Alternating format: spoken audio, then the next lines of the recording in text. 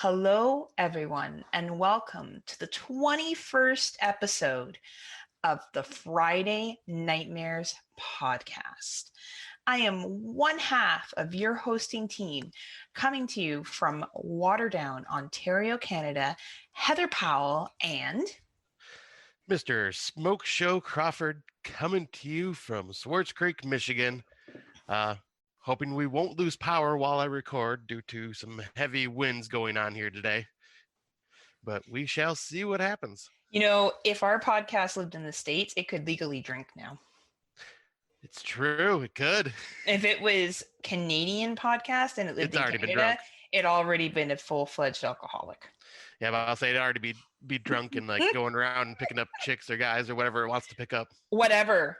Gender neutral, Scott. Whoever they want to go home with, that is another consenting adult. That is true. We are all about whatever you want to do on Friday Nightmares, because Scott and I do us. So I'm drinking today from my Michael Myers mug. My Zoom is so screwed up. So, okay, side note. Scott and I record on Zoom. I downloaded this Halloween background, I don't know, 3 weeks ago, however long Halloween is, and I haven't been able to get rid of it.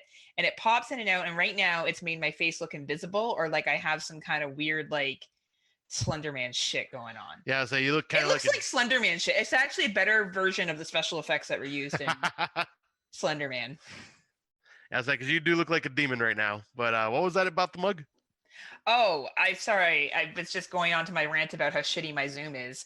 My mug is my Michael Myers mug. I decided to use it simply because we're recording. But the interesting thing about my horror shit, and I was talking to someone else about this, is I have a lot of Jason stuff. I have Jason socks. I have a Jason hockey sweater. I have a Michael Myers mug. I have a couple of Freddy things. And a lot of people would probably think it's because I love those characters. And I actually don't. I'm like the shittiest horror fan in the entire planet. Like, I like them. You're just not a fanboy. But I'm not like, oh my God, Jason's the fucking best. Like, and it's not that I don't like the series. And I just feel like, you know, if I could get a Art the Clown mug, I would probably use it all the time because I feel more attached to that character, whether people agree with that or not. It's just interesting, right? Like, I have all this Michael Myers, Jason, and Freddy stuff because that's just what's available for like clothing and shit. It's the most easily accessible horror merch to find, especially like Hot Topic and like a lot of the retail stores you can go to. Like when you go out for Halloween, like or during the month of Halloween, you go to Walmart and the horror stuff. It's Chucky, Freddy, Jason, maybe Leatherface. Yeah. Michael Myers. It's the icons.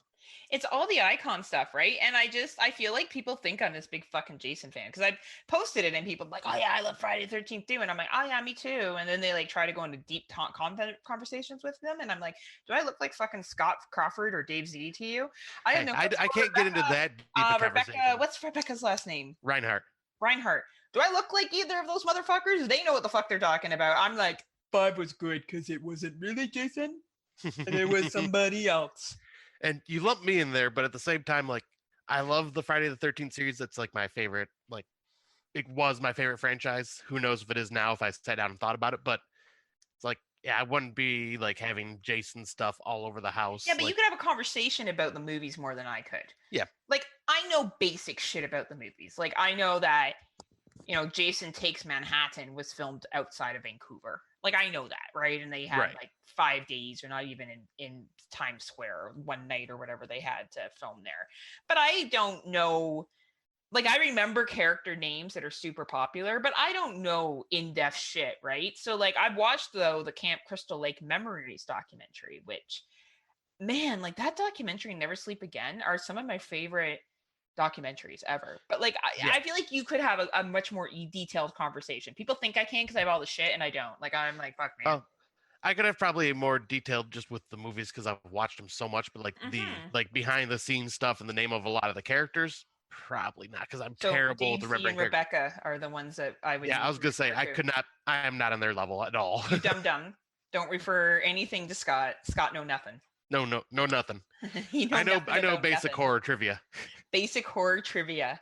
So, on another side note, I said to Scott earlier this week that I was going to give my liver a rest because the last couple of weekends I've been partying hard and taking names, and I lied because we're moving to red zone here where I live. So bars are closing, restaurants are restricted to 10 guests indoors for dining, and then takeout only. Cinemas are going to be closing as well for at least 28 days. So there's a club that I support called Club Absence. They're a big supporter of the community. They host comedy nights. They've been a big supporter of Black Lives Matter and, of course, the LGBTQ community.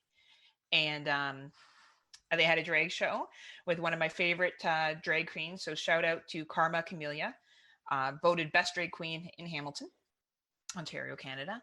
And I decided to go. And I went. And I ripped it up hard. Yes, you did.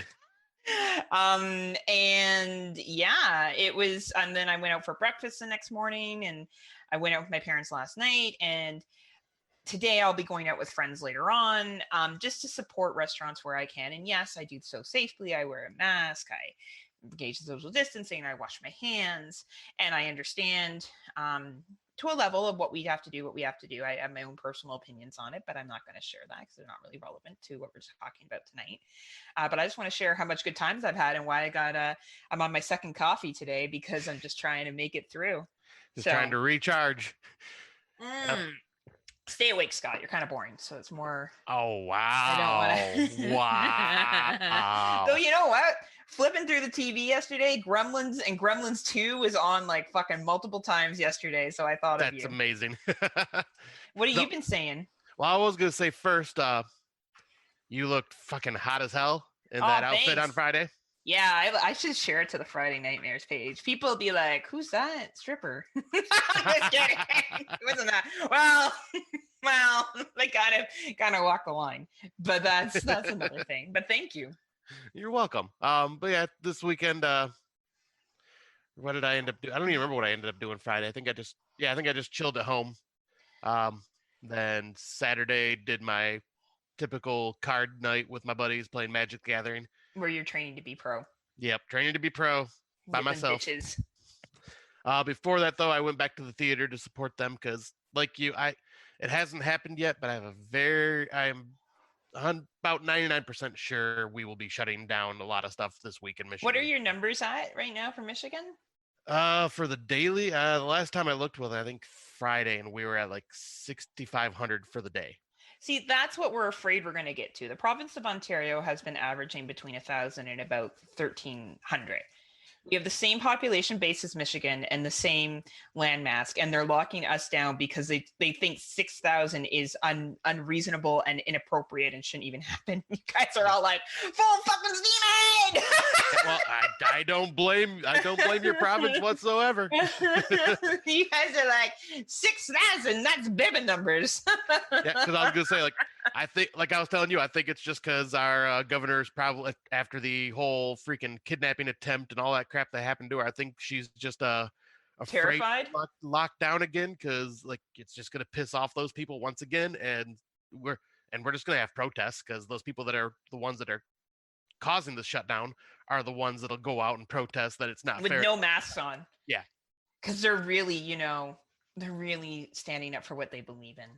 Yeah, they're fucking idiots. Fucking these, like, what a thing to like latch your cart to. You think 25 years from now you're going to be sitting there with your fucking grandkids and being like, and then I didn't wear a mask, and they'll be like, but they've gone back and proved, grandpa, grandma, whoever, that masks were instrumental in slowing down the spread.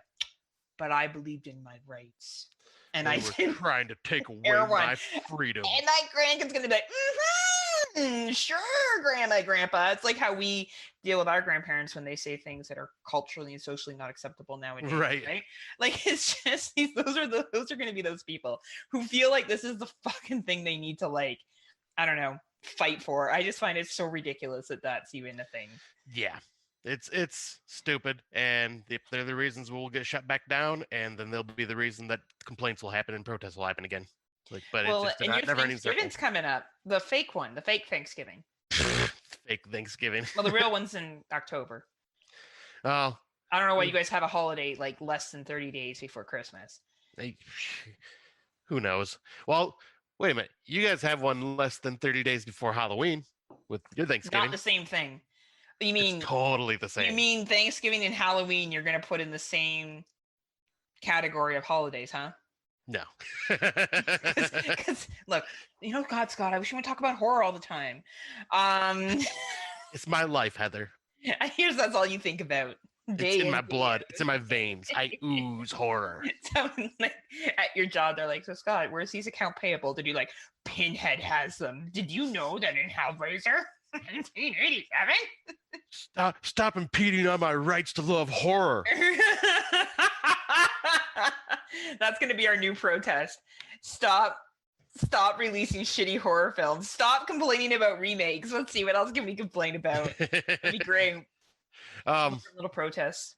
But since the last time we recorded, I do have to say, congratulations to my country for fucking doing what was right and electing a much better president. Yes, and I get how we will have people that will listen to this going, well, he has issues. Okay, guys, you're in a social health crisis, so you need somebody that at least believes COVID's a real thing. So, that's good. I do believe that Joe Biden believes that COVID exists, so that's great. Yeah, well, he's already created a team of scientists and doctors to whoa. Scientists? Yeah. You crazy cock. Well, it's not it's not the owner of My Pillow that is on the pandemic team right now, so that's it's kind of a tough thing to decide between. But at least we got a respectable team that will actually and a president that will listen to facts and scientific evidence. What? You know what though? I'm gonna miss Donald Trump's tweets. His tweets are so entertaining to read. Oh, he will never go away. He'll still keep tweeting. They're fucking hilarious. Like, it's funnier than shit I've ever read. Did you watch any or read any of them while the whole election was going on? He was throwing a freaking tantrum. Oh my god, it was hilarious. I did not. I took a break during that time from the chaos. And everyone knows my political views. I think you just need to listen to Scott and I know where we stand on most issues. Yeah. And I'm never going to apologize for it because I think it's right. But I do enjoy the entertainment factor of the shit he used to tweet. It was funny. Shit was fucking funny. It's like we had this mayor, probably a lot of people know him, Rob Ford. He's passed away, but he got elected to be mayor of Toronto. Now, I wouldn't have voted for him, but he ran on a platform and he followed through with what he said he was going to do. For example, he was like, I'm going to cut funding to some libraries. And then he cut funding and people got mad. And I was like, well, he said he's going to cut funding. Yeah, he said he was going to do it. But anyway, he got accused of having an affair on his wife. And this was the funniest fucking interview. So caution, there is some derogatory language that I'm going to be using when I quote him. So this reporter's like, oh, did you cheat on your wife? And he's like, I don't know what you're talking about. I got more than enough pussy to eat at home. Wow. I do remember that, but it still just cracks me up. And he became so famous that I think he went on Jimmy Kimmel. I think it was Jimmy Kimmel. Oh, wow. Yeah, he got invited on to Jimmy Kimmel. And he was just a fucking oh my God. So Donald Trump beats him. He was funny, but Donald Trump's even funnier. It was got more than enough to eat at home. It was just shit like that he used to say. I can't imagine what he'd be like during this pandemic right now. I can't imagine how fucking oh yeah. Then it would have just been out of this world. But anyway, yeah. Rest in peace, Rob Ford. He did pass away a couple years ago of cancer. But fuck, he was funny. He was funny. Mind you, he was just a mayor, so you didn't really have to worry about him running one of the most powerful countries in the world. So yeah, that's comical at that point, right? Why we got to this point in the first place is still beyond me. But you know what? America learned its lesson. Well, we could have a political conversation, and maybe one day if we go on someone else's podcast, I have some very good theories of why you guys got to this point. I'm sure I do too. And Brandon Orlick said something really nice about me actually on Exploding Heads, and I just want to thank him. He mentioned how much I know about American politics and how knowledgeable I am, and that was really nice of him to say, more than most Americans. And I thought that was really nice of him to say, and yeah, so thanks, Brandon. I know you don't listen, but thanks. Yeah, I was like, yeah, you do. You when I talk to other people, I'm just like, she may be from Canada, but she could outschool any of us on politics. Like, Well, she knows our system. You know our country system very fucking well. Well, and you know what? It doesn't take much, right? You have to have an interest in it. And we're each other's biggest trade partners and tourism partners and other things too, right? So it's, our countries really are depending on each other to kind of get all this shit together and borders to eventually open, and vaccines to be shared. And, let's hope for good things. 2021, let's hope for a new beginning. Yeah. And, an opportunity for more health and prosperity and more horror movies. Yes, exactly. And speaking of horror movies, I guess we could probably just jump right into what we've been watching with our 2020 watches. Absolutely. I look so serious with this Michael Myers mug. Like, this is like so fucking vomity horror podcasting shit, isn't it? Like, look at me with my Michael Myers mug as I'm talking about horror movies. And I'm wearing my Texas Chainsaw Massacre shirt, so talking about basic bitch horror. Stop talking about horror, Scott. That's all you talk about. Don't you know it's almost Christmas time? I know Christmas and horror just go so well together. Though, there's a couple though. And we'll talk about them. Some older films I watched that were actually not bad. Yeah. Yeah. All right. Yeah, absolutely. All right. So we'll get into. You start with the first one because we've both seen it. All right. So and I think we both seen it since we last recorded too, which is kind of nice. We sure have. So yes, yesterday afternoon I did my old school go to the matinee of one of my cheaper theaters here in Flint area. Like, did you cut a hole in the popcorn bucket? I did, and surprised myself once again. By the time I got to the bottom, I'm like, oh, "Hey!" Anyway. Darren, there you go. You got yourself another Photoshop moment. That's really funny. Yeah, it probably will be. That's pretty funny. But yeah, I ended up going to the theater. It was $5 to go during the matinee, so can't argue with that. And went and finally seen Come Play, which, after watching this, should have been the first movie I went to the theaters to go see instead of The Empty Man. Which is really Slender Man, but not Slender Man, but like Slender Man. But wow, this movie was really well done. It's about an autistic child that is using technology like a cell phone and iPads and whatnot, and he uses them to like keep himself occupied, helps him to communicate as well. Yeah. So he's not verbal autistic. Yeah. He's like still learning to speak and everything like that, but then there's just this supernatural entity that is part of this cell phone technology world. Mm-hmm. And I won't go into any further details because like the story behind it's kind of cool, but it builds up a new, like, what I would call like a horror movie urban legend with this monster. So, cool fact, that movie, The House, was filmed near my friend's place in Hamilton. Really? Yeah. That's neighborhood. Awesome. Yeah. So that was really cool. There's one scene that is actually filmed right down the street from my friend's place in an abandoned area. I recognized it. Some of it was filmed in Oshawa, and some of it was filmed in, where are you from again? Montrose, West Montrose. Really? Yeah. I'll have to look into that because I'm wondering if it's the same Montrose I grew up in, because Montrose is very small. That would have been a big thing. I wasn't sure if it was where you were or not. I just saw Montrose and I just assumed Michigan. Like, I don't know why they would go. I don't think it was Ontario. And there's a West Ontario Montrose, which could be.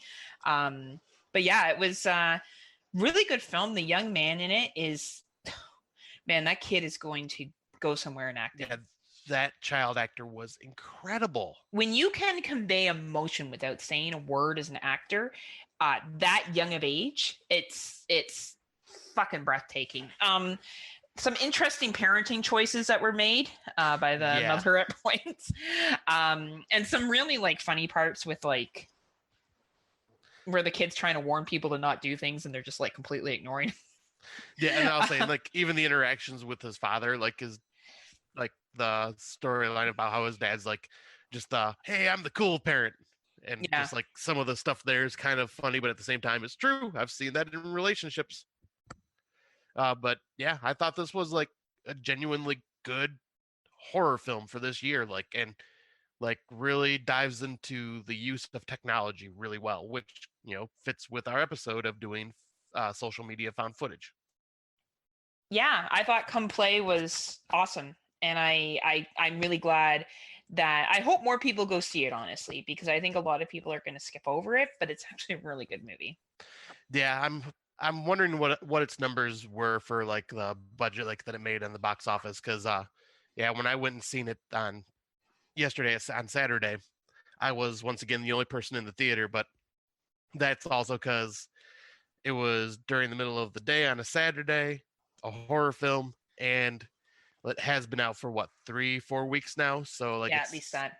it's on its like last leg. So I didn't expect many people, but I at least expected a few more in the theater. But yeah, I'm hoping it did well because I want the theaters to do well, like and try to make as much money as they can right now. And I want these movies to be able to make some money as well. Absolutely, for sure.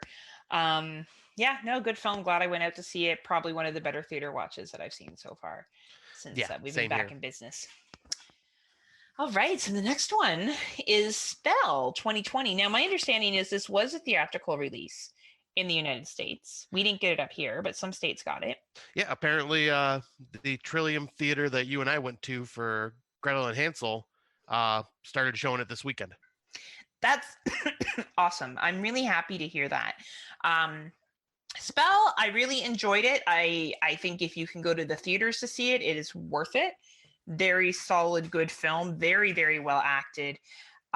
Great characters that are in it. You really get behind the family that's in it. Morris Chestnut produced it. That's really cool. He's a pretty well known African American actor. I didn't know he produced it as well. That's really Yeah, cool. I didn't know that. Threw money into it. That's awesome.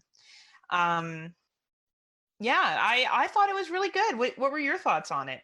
Yeah, I really, really, really enjoyed this one. This one is I gave a pretty high rating. Because like you said, the acting was all really well done. The characters were all interesting. The plot is kind of a mix of a few different things that we've seen before, but they added in like the a bit of the old school voodoo.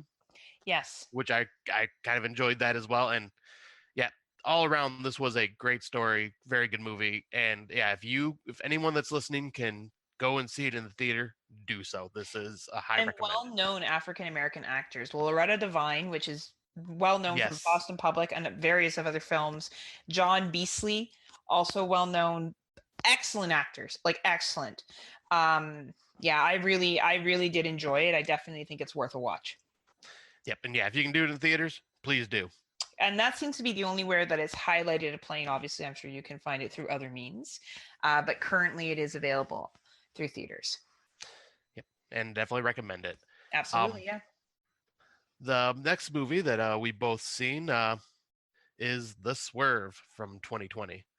Now, this one is a bit more on the border of fringe horror. Absolutely, yeah.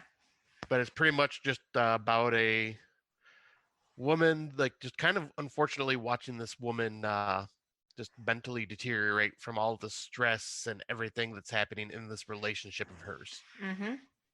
But man, some very uncomfortable scenes, like some very emotional scenes. The lead actress, I'm not sure what her name is, but she did freaking Asua incredible. Skype. Okay, Suicide. She was amazing. Like I felt so bad for her character and everything that she was going through. And yeah, this is one of those films that it's very heavy. Yes, absolutely. And I think one day I would love to be on a podcast where we debate definitions of horror, because I think that when anyone tells me something's not horror and then they tell me that a very slow movie that doesn't have a lot happening in it but someone kills themselves and that's considered horror, yeah, I don't buy that. Yeah. I think that this is real life horror. Yep. I don't think it is an exaggerated horror. I think this is something that could very well happen and may have, much like Swallow. Yep. And I kind of put those in the two categories. Now, if that's not the kind of movies you prefer, that is fine. But this movie very much plays on the horror of emotions, of the betrayal, choices we make, and how those can have devastating consequences. Yeah, 100% agree with you because this is like it's one of those films that makes you uncomfortable. And if it makes you uncomfortable, that's going to be fitting perfectly in the horror realm because it is working on fears. And there's certain movies that you watch and you go, I could see that happening. Yeah. Like this is probably something that could feasibly happen. Like Friday the 13th with Jason coming back 18 billion times is probably not going to happen. Really? Even Us, obviously that's not going to happen. But there's certain other movies that are out there. Midsommar is an example of something that could happen. Yeah. There's not a lot of violence in that film. Yes, they jump off the rock, and yes, there's some stuff at the end, but it's mostly character development throughout that film. Yep, exactly. So I think that when I see a movie like this and I see how the characters interact, the struggles that are happening, I consider this very much horror. And I really don't fucking care what anyone else thinks, to be quite honest. I just think that it falls into a realm that this is real life horror. What could real life happen? And that's how I interpret it. It's available on Google Play, Vudu, Microsoft Store, and YouTube, and I think it's definitely worth a rental. Yeah, absolutely. I know a few other people that have watched it and really loved it as well. But it's definitely a slow burn. Like when we say slow burn, there's a lot of character development. You're not gonna if you like movies that take their time to get going and build up, then you'll enjoy this film. If that's not your jam, then you're probably not gonna like this film, and that's fine. Yeah, I'll say because this is kind of a character study. Absolutely. It's a good way to talk about it, actually. Yeah. And yeah, the next one you and I both watched. We watched this one together last Sunday. We sure did. And that is Kindred from 2020. This one I really enjoyed, like the acting and all that, but this is a very, very slow burn. Yes, very much so. This is probably one of the slower horror films I've seen this year. And once again, this is kind of on that fringe horror. Because this could kind of, I guess you could say, fall in the category of thriller. But I still consider it horror with everything that's going on. One of the things that I really enjoyed about this movie was the performance from Fiona Shaw. Yes. And if you know who, Fiona Shaw has been in multiple Harry Potter movies. She's also been in The Tree of Life, Emily Holmes. She was in Fracture. She was in Dorian Gray, and a really great adaptation, Lizzie, as well as a bunch of other English movies. And a phenomenal actress. I really enjoy her, and I think she is the highlight for me in this film. Yeah, she played her character like so realistically and just amazing. She outacted everybody. Yes, absolutely. Outacted everyone. And the other characters were fine. The story was fine. It was average. I wouldn't say that it's a must watch for 2020. No. It kind of reminded me of what brought it up for me is Fiona Shaw. I think if she hadn't been in it, I would have put it on a much lower rating, but her performance made me enjoy it quite a bit. I don't even know if I would recommend it overly. Like if you're just looking to watch some Fiona Shaw, you're a fan of her, then yeah, I would say watch it. Yeah, I am right there with you. Like, I'm not bad. I'm not upset that I watched it because I like these stories and it gave us something to talk about while we were watching it. But for most people, this would be either way too slow with not enough happening. Yeah. But there are a few people I might recommend it to, but for the most part, I would say it's for the average horror fan, this is not going to be something up your alley. Absolutely. And you can find it, though, on Apple iTunes, Google, Vudu, Amazon, and YouTube. So the next one is The Dark and the Wicked, 2020. Oh, man. I'm actually not as high in this as Scott is, so I'm going to let Scott talk about it more before I get into it. All right. So got to give a shout out to Mark Nato because he made a post about this saying this is his surprise of the year that jumped up to his number one spot. So I was like, okay, I got to see this. If the man that has watched 620 horror films says that he just watched this and it jumped to his number one spot, I got to see this movie. We may not always agree, but I always respect his opinion. And even if I'm not a fan of the movie, I can see why others would be. But wow, this movie was awesome. It's about a brother and sister that go back to their parents' house because their father ends up, I believe, going comatose. And so the mother is just left there taking care of herself and him, and like Mm-hmm. she's struggling. So they brother and sister come back and help. And then just this weird dark presence is around this house and starts affecting them all in different ways. And this is a dark film. Like it's creepy, it's unsettling, especially if you are spiritual in any way. This may affect you even more. Mm-hmm. Mm-hmm. But yeah, the performances I thought all around were really well done. The score was unsettling. Just yeah, everything about this just worked as a just very good horror film. Yeah, I agree with what Scott's saying. I think the acting was very good. It just I definitely am not in the camp where I love it, but I don't dislike it. I really am mediocre on this. I can see why people would love it, and I don't really have a good reason as to why I don't. I just feel like the plot was somewhat predictable at times. I didn't feel surprised by anything that happened, except for one scene. Yeah, That did surprise me. That was very well done. And I do enjoy, um, I would call this probably Christian horror. yeah, Um, I do believe in God and I do believe in the devil and I believe in that stuff. So definitely I bought into it. I didn't love the ending. I thought it was kind of a cop out. yeah. That's the only downside I had was the ending just kind of came out of nowhere and just it was done. I'm going, Yeah. yeah, But what one that of part? the higher quality films that have been made this year. Yeah, And definitely I could see this gracing people's number ones, number twos, number threes on their top tens. And I would never fault them for it. I would never criticize someone for that. It just didn't hit all the marks for me, but I definitely strongly recommend checking it out. yeah. This is one that I want to rewatch because right now it'll be for sure in my top 20. But if I rewatch it and be able to give it my full attention even more, it'll probably be in my top 10 by the end of the year. Awesome. It's available on Google Play, Vudu, Microsoft Store, and YouTube, and definitely worth whatever rental price you pay for it. Yep, 100% agree. Like Yeah, this one is a must see if you're trying to watch all the good 2020 horror films. absolutely. Absolutely. Um, yeah, I guess you got the next one then. Yeah, the next one is Triggered from 2020. And this one is about a group of friends that go into the woods, just kind of, I guess it was kind of like a reunion style thing that they were doing. And they end up getting knocked out and wake up with these what almost look like laser tag chest pieces attached to their bodies that they cannot remove. And it's basically a ticking time bomb. And they find out that as the clock is ticking, the only way to survive or last longer is to kill someone else and take their time.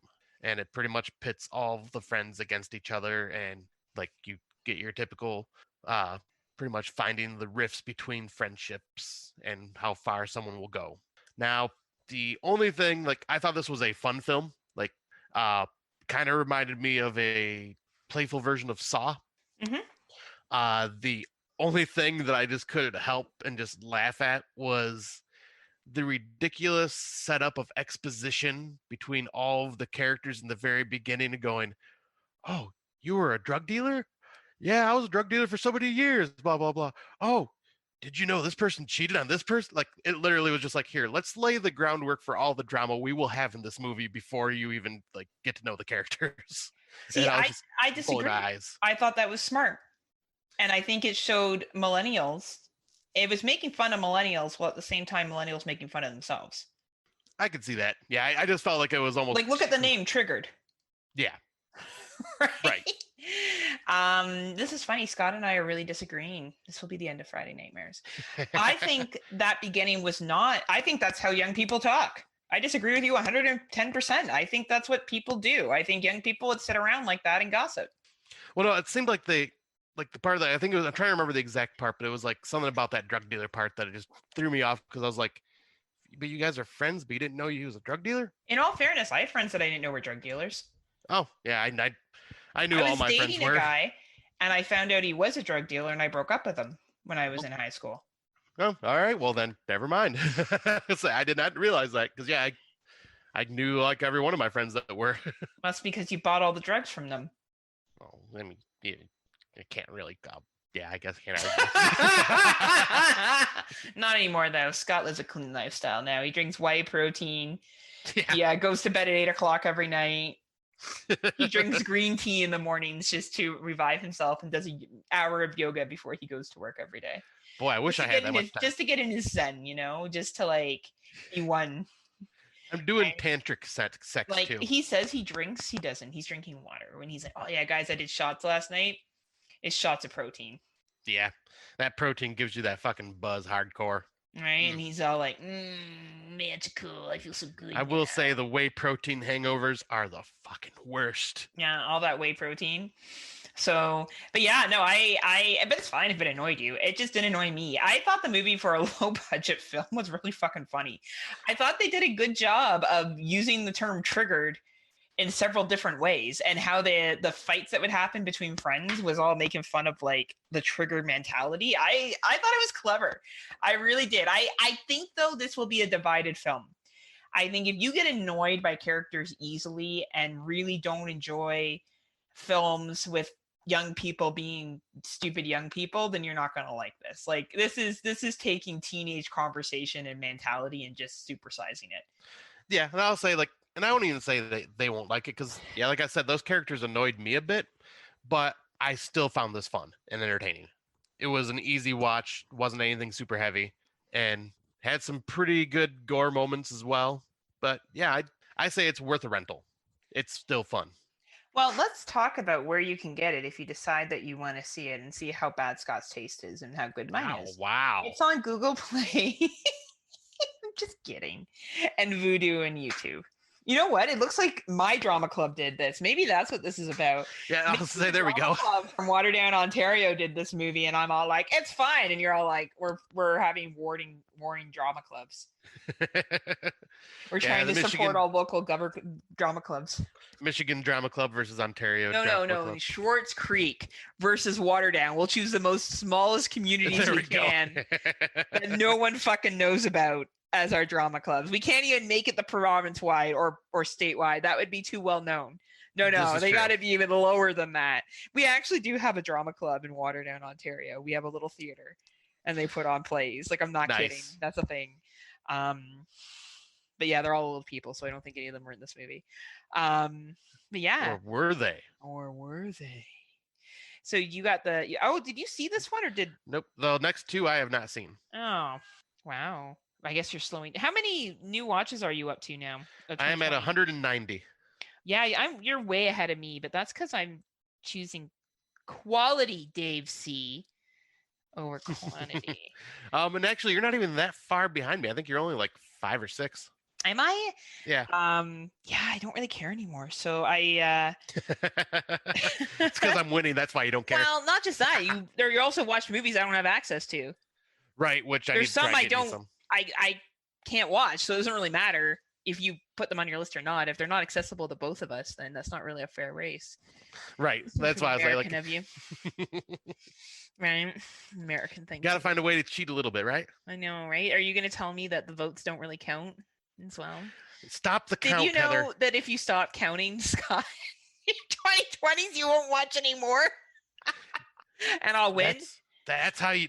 Okay, so what you're saying is, if I stop the count of my 2020 movies now, but I continue watching them. Exactly. Oh. Yes. I don't like this because I want to win. I know. All I do is win no matter what. They Live Inside Us is a Halloween-based film. It's about a writer that relocates to this haunted house to inspire him for writing, and he creates this character, and in turn this character comes to life. It is fine. I don't think it's anything that anyone needs to rush out and watch. Obviously a low budget film. I will say their special effects were done really well. They had some creative scenes in it, but it wasn't the best movie I've ever seen before. I don't even know if it's worth a rental. Like, it's on Redbox, or at Redbox, iTunes, Vudu, Microsoft Store. I don't know. Like, there's other quality 2020 movies out there. I will give them credit for trying to do a different concept of being in a haunted house and a writer trying to get inspiration and then shit happening. The young lady that was in it was very good, but Yeah, not worth it. that's why I didn't bother with this one yet, because you didn't really sound Nah. too high on it.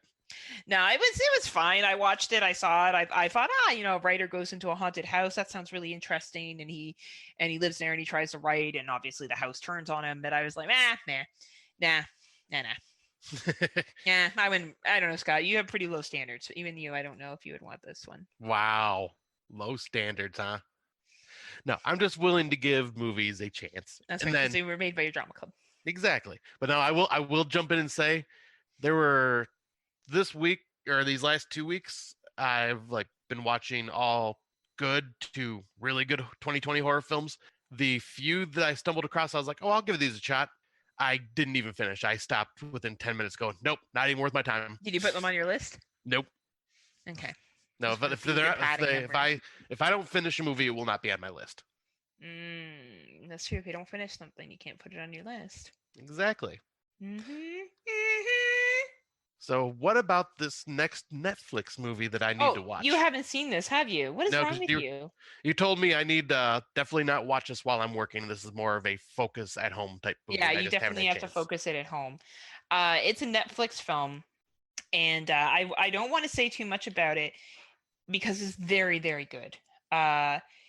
Basic concept is about a refugee couple from Sudan who is dealing with horrors from their escape. A lot of traditional faith in this one that pulls from those horrors. Some phenomenal fucking cinematography. Very, very good acting. Very heavy topic. I think if anyone watched this movie and you have a real appreciation for what refugees go through when they go to a new country. It is hard. We don't know that, you and I. We've born and privileged, and yes, by the way, if you're white living in North America and you have a roof over your head and food on the table and money coming in, you're doing very well, whether you think so or not. And, these people are leaving a war-torn country with nothing but the clothes on their back and maybe a couple of things, and at the mercy of another country that they come to. So it is extremely well done. The acting is very well done. It's a 93-minute film. Does not feel like a 93-minute film. Totally recommend it. Free watch on Netflix. Has a pretty high rating on Letterboxd, which it deserves, and it will probably grace some people's top 10. Nice. This is one that I might try watching tonight then. Yeah, it's worth it. It's a good film. I really recommend it. Okay, sweet. The next one, I will have to have you take it because maybe I was wrong. I don't remember shit from this movie. I don't think you actually watch movies. I think you just read the Wikipedia and hope for the. That's what I do. Just kidding. Yeah, this one is a 2016 movie that finally got picked up, which in 2020. So it jumped around the film festival circuit, and then finally someone's like, "Okay, fine, we'll distribute you," and it finally got released. It is definitely a low budget film. This definitely looks like people that did just a step above a student film. I really enjoyed the dialogue. Okay, it's actually dawning on me I remember it now. Okay. Yes, the dialogue was very good and accurate. The decisions that people made, I felt, was very good and accurate. I think people would probably react the way they reacted. For example, at one point, people find a dead body and their first thought is to panic and try to cover it up. I think if I was, and that's because they had been doing a copious amount of narcotics, so the various drugs, they had a lot of drugs on them. They kind of broken into this house. I would probably do the same thing. In a high panic state, you find a body or in someone's house that you kind of broke into. Yeah, you're probably going to fucking panic. And you're not going to want to call the cops as your first thing. It's probably realistic to what people do. And yeah, it's very realistic. If I was in this situation, because now that the movie's coming back to me, I don't know why I just had this weird fog. I'm like, holy crap, I don't remember this movie at all. But yeah, now it's all coming back to me. You have your unlikable characters and your likable characters, but you were right. The dialogue is great. Yep. The one thing though, if I was one of these people, especially that had a car, I would have been like, all right, you guys do what you got to do. I'm going to leave this fucking house. I am going to go home. I am going to call the cops, not say that I was there, but I'm going to go call the cops and go, hey, I haven't heard from my friend in quite some time. I'm kind of concerned. He's not answering his door. He's not doing any of this. Yeah, the only problem with that is they're going to find your fingerprints in the house when they do a sweep. Very good point. Because he was murdered. Very good point. Like, I don't know if and that's why they freak out the way they do. You know what they never say it, but he was murdered. It wasn't like he was just like on the ground from an aneurysm or something like that. Right. Like, it was murder. So the cops are going to do a finger sweep and do fingerprint sweep and look for evidence, and they're going to figure out you were there. So then you've lied. So you would be in more trouble. You would actually be better off to call the cops and say, look, we broke into this house. We found this dude here. Good point. But they also had a whole bunch of blow on them and everything else under the sun. So that was where I bought into it. But the acting is a little hard to stomach. But I thought the script was actually well written. Yeah, I was like, like the dialogue and the drama between everybody and what to do. It all felt realistic. Right.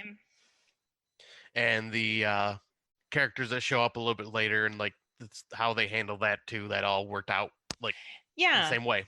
Yeah, it was, you know what, I think that if you are looking at starting your own filming, like you want to make a film and you want an idea of what you'll be working with, I think this is a great film to look at. Like, I think people fantasize of, oh, I would do a horror movie and what it would look like, but I don't think people actually think of the budget they would have and how difficult it is to create these really extensive movies that we see. I think this is more realistically what it would look like. And yeah, it's available for iTunes, Google, Vudu, YouTube, and Prime Video. And so yeah, if you're sorry, go ahead. And where we watched it, Tubi. Tubi, that's right, on Tubi. So it is available on Tubi as well.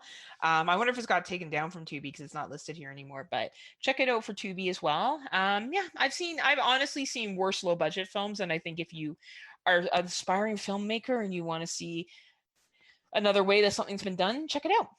Yeah, I'd say it's worth the watch, especially when you can stream it for free.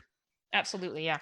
Yeah. Now these next two are kind of like surprises for me because of the company that did them. But the first one is The Retreat from 2020, and when I say surprise from the company, this is Uncorked Entertainment, and you all have heard us talk about how, like, you know, Uncorked is just kind of like they're good at supporting the indie scene, but nothing is really just like amazing that they release, like it's good or really bad. And I gotta say, I was pretty impressed with this movie, The Retreat. It's about a guy and his friend go out hiking. I think it was in the Alps. I could be wrong on that part, but I know they decided to do this like long hike because this is what the guy wants to do for his bachelor party. He doesn't want to go have this huge party or anything like that. He just wants to do this with his friend and do this like bucket list item. And they end up basically coming across the legend of the Wendigo. The Wendigo. Wendigo. Or also known as Scott Crawford. Yes. But I was actually pretty impressed with this. I thought the acting in this was really good. It was really well shot, like beautiful, like really good cinematography. The creature design was pretty freaky, and it dived into the Wendigo lore that you and I talked about on our cannibal episode pretty freaking accurately, with the way like it kind of covered all the different myths of the Wendigo in this one movie. Absolutely. Yeah, it did actually. I was thinking about that when I was watching it and how we had talked about the Wendigo myth and everything that I had covered. I don't think I liked it as much as you did. And yet again, I don't have a good reason why. The acting was good. The special effects were at parts I'm like, this can't be uncorked. Right. That's exactly how I felt. I'm like, wait a minute. I was like, really? Is this really a fucking uncorked film? Like, could this uncorked film make someone's top 30 movies this year? Like, could this be a possibility? Yeah, I definitely enjoyed it enough. I thought it was a great little survival horror film with the Wendigo myth. Like, it gets a little confusing. I kind of didn't fully get what was going on at points, but overall, good movie. Yeah, because it definitely plays with the whole, did this really happen or not? Yeah, and that confused me. Yeah, I think I ended up getting it by the end. I would have to rewatch it because I was Maybe you watching can it at work. explain it to me offline because I didn't fully get what was going on. Right. Yeah, I could do that. But Yeah. yeah, like I wouldn't say this is like, oh my god, this is amazing. But no, for Uncorked, this is amazing. For Uncorked, this is like an Academy Award film. Like, Right. seriously, like Uncorked. Good job, Uncorked. You're picking up more than just shit that you usually do. More than Yeah, that. What was that stupid movie we couldn't even get through? Oh, what was that? Dead Ed or something like Dead that. by Dawn. Dead by Dawn. Oh my god, what a dreadful piece of shit that Yeah, was. that was freaking painful. Fuck. I think we got 10 minutes in. I'm like, I can't do this. Yeah, like we both just said, let's not. No, this is too bad. Anyway, this bad boy is available on Vudu. Yes, and yep, definitely recommend giving. This is worth a rental, I think. I think so too. I think it's worth paying for. And yeah, and the next one, once again, Uncorked, and once again, I was surprised. This is this movie is called The Devil to Pay. I watched a screener of it, but it's the synopsis is after the disappearance of her husband, a struggling farmer is in an isolated Appalachian community, fights to save her son when the cold-hearted matriarch of the oldest family on the mountain demands payment of a debt that could destroy a decades-old truce. And this is one of those that's kind of like fringe horror as well. It could be more considered like a thriller revenge movie.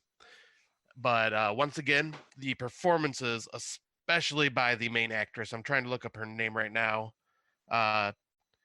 Danielle Deadweiler. She, like, the crap that she goes through is so believable. Like the way her performances. The actress Catherine Dyer also did an amazing job as like the matriarch of this family. But yeah, it's like this kind of like I'm not even sure what the timeline is like when this happened, but it's basically it kind of feels like a period piece in a way. Like feels almost like it's like in the like kind of like in the 60s or so, and it's kind of like down south. Okay. But it just has this really cool visual styling, and the music is really good. Like gonna go on a video game nerd thing for a second, but if you played the video game Red Dead Redemption 2, like the old West style game, the music in this reminded me a lot of that. Julio.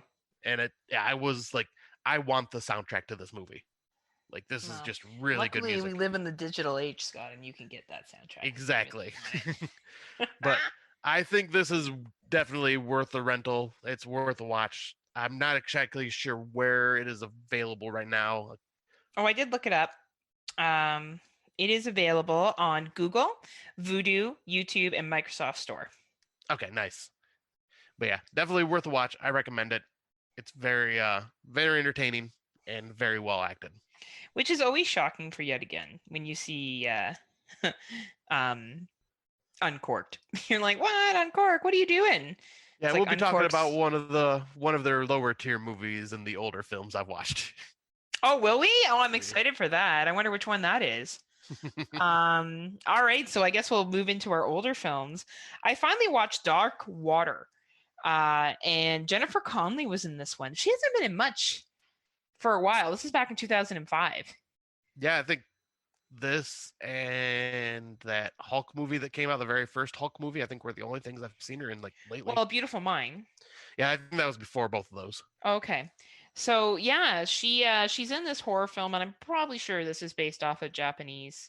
Yeah, it's a Japanese. It's a remake of a Japanese horror film called Dark Water, which is probably scarier and better. But John C. Reilly's in it. He's great. I actually really enjoyed him. Yeah, he's in it. John C. Reilly is such an amazing actor. He really is, and he's very diverse of the roles that he can play. Like he's really, really, really good. Yeah, I enjoyed it enough for what it is. Good little ghost story. Kind of a feel good ending at the end. But you got to kind of forgive plot holes. You got to kind of forgive all that other kind of jazz. probably the Asian version's better. But for an Americanized version, for a simple watch to turn off your brain from 15 years ago, it was fine. But nothing else really to write home about, to be honest with you. It's kind of what I had a feeling when I seen the trailer a long time ago. Just like, It's fine. The Red Wood Massacre. Okay, I'm curious about this one. Yeah, so a lot of people that like slashers and kind of campy slashers like this one. Really? I found it on Tubi. I know Nudie from NFW really likes this film, and sometimes his taste in movies are just different than mine. Right. I thought it was fun. It's definitely a lower budget slasher film, and it's pretty gory. Like, it's pretty intense with some of the gore scenes and some of the kill scenes in it. Very simplistic plot, characters that you are pretty much invested in. Like, you do care about what happens to them, and it really does kick off right away. It only is an 82-minute runtime, so it's smooth. It doesn't take a lot of time to get through, and it's on Tubi, so it's a free watch on Tubi or Amazon Prime if you have Amazon Prime. Honestly, if you're just looking for a dumb little slasher to throw on, it's fine. I don't know if I'll watch the second one. Maybe if I see it on Tubi as well, yeah, I'll watch it. Well, I'll say I think that's on our good friend's Plex, actually. Is it? Okay, maybe I'll watch it as well. Yeah. Yeah, because I almost gave both these, because I think both of them are on there, and I almost watched them because I was like, I've never heard anything about these, and like there's two of them, so I made a sequel, so that must not be that bad. I think you would enjoy it enough. Like, I think it's a fun enough movie to sit through and watch. It's yet again nothing super special. You're not gonna walk out of it and go, oh man, what a fucking solid slasher. But it's not a shitty film. Like, it's just there. Like, I'm sorry, when you're walking into a slasher, your expectations should be low. Yeah, right. Right? Like, there should be, if there's some gore, that's great. Like, would I put this at the top of it? No. Was it fucking a piece of shit? No. It was just kind of there. All right, yeah, maybe I'll give that a watch with this week. Yes, make sure you do. I will. Better Watch Out, 2016. So to get into the Christmas spirit, I decided that I would watch some Christmas horror movies.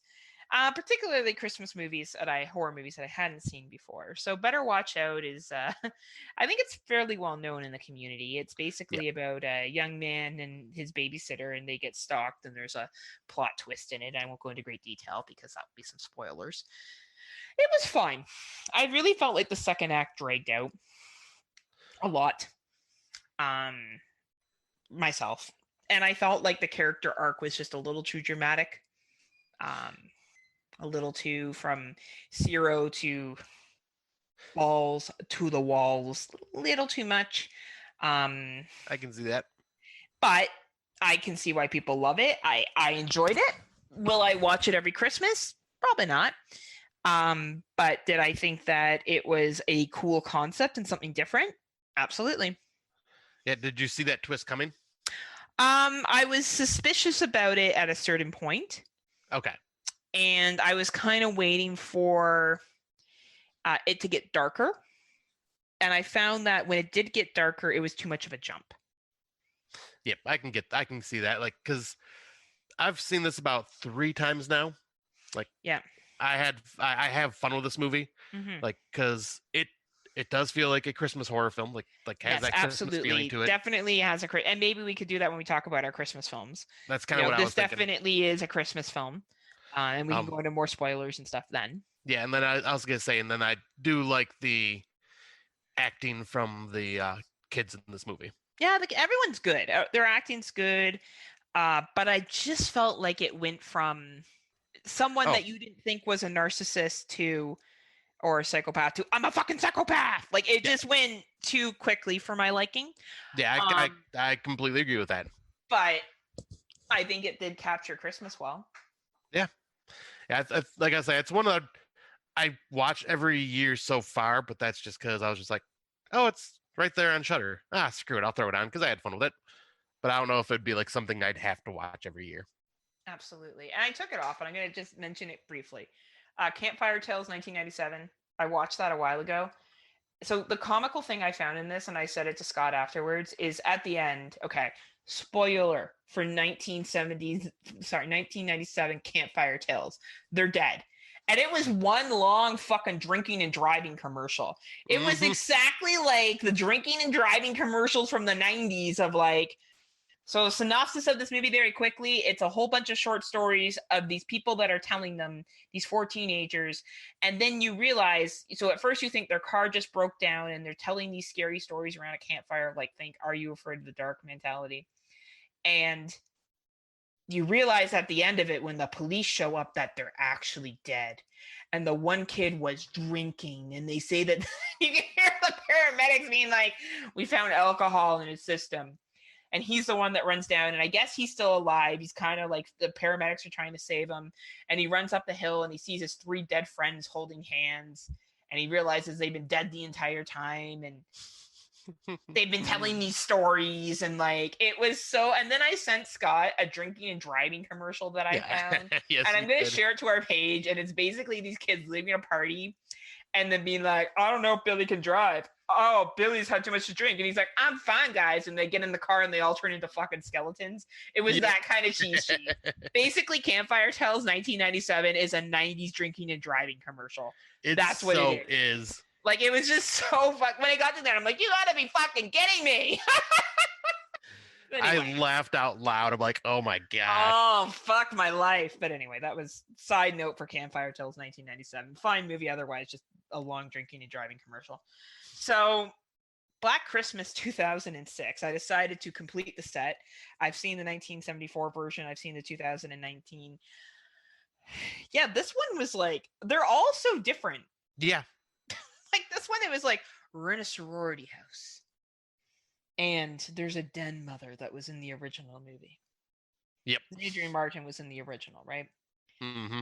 And there's some killers out. And they used to live in the house.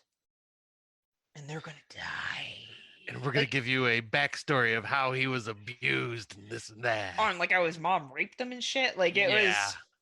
It was dark. It was dark. And I was kind of like... It was fine. I prefer the original Black Christmas a million times over. Like, I feel really bad for the original Black Christmas. I feel like people keep making it into these pieces of shit when it's actually like, there's few movies I will shit on the remakes for, but these remakes were not that good.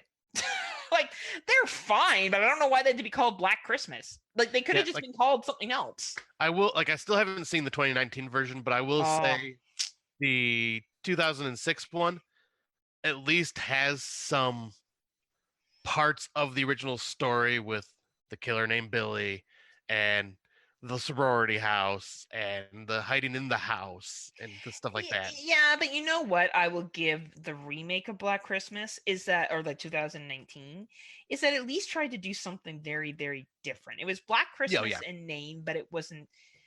I think if she had just named it, the director just named it something else, it would have been fine. Yes, it's a very like strong message that's in it, but I think if you hadn't labeled it Black Christmas, you wouldn't have had horror fans shitting all over it, right? Like, right, exactly. So it would have been fine. People would have wouldn't seen it and probably just either liked it or just went and would have never talked about it again. Yeah. Bottom line is just watch the 1974 version of Black Christmas. Like, this was fine, but it wasn't. Besides super hot chicks in it and like. Some good gore. Like, that was about it. Like, otherwise... I mean, how can you go wrong with some fleshed gingerbread cookies? Right, or Lacey from... Lacey Chambers from Party of Five. Yeah, and I forget her name, but she played in Buffy and Euro Trip. Yeah, she was in there too. Like, and then there was a guy from Goldie Hawn's and Kevin... Kurt Russell's son was in it. Oh, was he really? I did not realize that was him. Yeah, it was, you know what I mean? Like, it was a product of 2006. That's really what it was. It was a fucking product of 2006. I feel like we could talk about how certain movies come out and you can be like, yep, son of a bitch, that's a 2006 movie.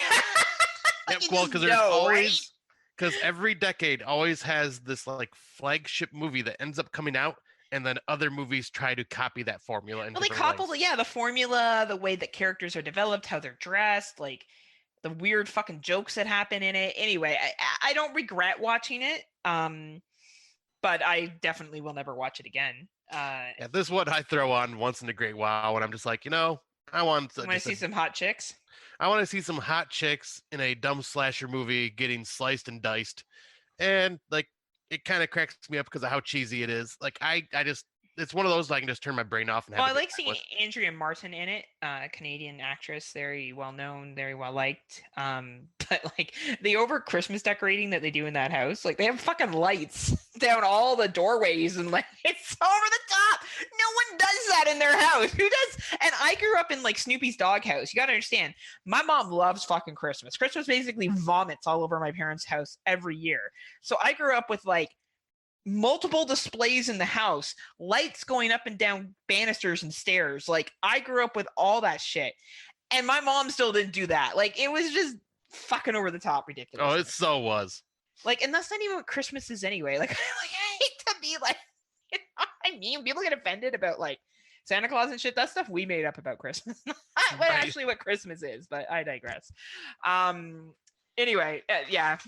So I got my Christmas going, Yep, I'll wait till after Thanksgiving for me. Yeah, fake Thanksgiving. It's true. We have real Thanksgiving here in Canada. That's in October. Now, see, this is the problem in America. You guys have Thanksgiving so close to Christmas, so now you have this divide of people that want to set up their Christmas tree before Thanksgiving and after Christmas. Here, we just ask that people wait till after Remembrance Day, which is November 11th. I mean, if you think about it, though, it makes sense in a way why we have this divide. Because, I mean, 1 month from Halloween is Thanksgiving. 1 month from Thanksgiving is Christmas. It's just kind of like sense. That in between step. No, it doesn't. No, it makes zero sense. You have a big fucking meal, and then you have another big fucking meal less than 30 days. Yeah. That's American tradition, Heather. It's something I'm used to. Like, it's because you want to watch that fucking Blood Rage movie or whatever it's called. Well, I mean, I probably won't watch it this year because I'm trying to stick mainly to first-time watches and even ignoring my traditions. Oh, you can keep your traditions. I won't judge you. I know, but I'm still just trying to do as many first-time watches. Like when it comes to the Christmas movies, though, I don't know if there are any left that I haven't seen. Like besides a lot of newer ones. You know what I haven't seen that I'm waiting to see? Deadly Night Silent. Or Silent Night, Deadly Night? Yeah. Oh, that movie is so good. I'm going to watch it in December. Perfect, because, yeah, that one is good. The sequels, like maybe part 2 if you want to watch part 1 again, because it has like half the movie of part 1 and then 30 minutes of new footage. I'll probably watch Krampus again this year and definitely Black Christmas 1974. Yeah, well, yeah, who am I kidding? Of course I'm going to have a tradition. I got to watch Gremlins. Oh, yeah. Can you imagine if you didn't watch Gremlins? There wouldn't be a Christmas. Like, you know what would happen? The entire Gremlins franchise would fall apart because you didn't watch it. No, the world would end. There would just be no Christmas, and 2020 is just completely ruined even more than it was. And they'd be like, and then Scott ruined it because he didn't watch Gremlins. Yep. I'll say it's got to happen. Speaking of Gremlins, I think it's coming close to our 1 year anniversary of us reaching out to each other on social media. But I'm going to wait till the social media section to talk about how we became friends. Like real friends, not like Facebook friends. Right, like exactly. Friends on Facebook that do more than like each other's posts. Yeah. Yeah, because November 21st is the day we started talking. That's so fucking creepy that you know that. I remember weird dates. What can I say? You're so fucking weird. Anyway, you know what else is weird? That I didn't see this movie until this year. Well, I mean, it's only technically a year old, so it's not that bad. It's embarrassing. I finally watched Dr. Sleep, and I will be honest, I've been putting it off, even though, like, I remember Venom gave a speech on Fresh Cuts, and he's like, if you didn't go see Dr. Sleep, shame on you. And I'm like, I didn't go see Dr. Sleep, shame on me. And I decided that I would watch it, and fuck, is it good? Yes. Fuck, this movie is amazing. I told you would love this one. Holy shit, I'm like 2.5 hours. Okay, this is going to be a long motherfucker. And I was like, oh no, this is good. Oh, it's good. It's so good. Like, oh my God.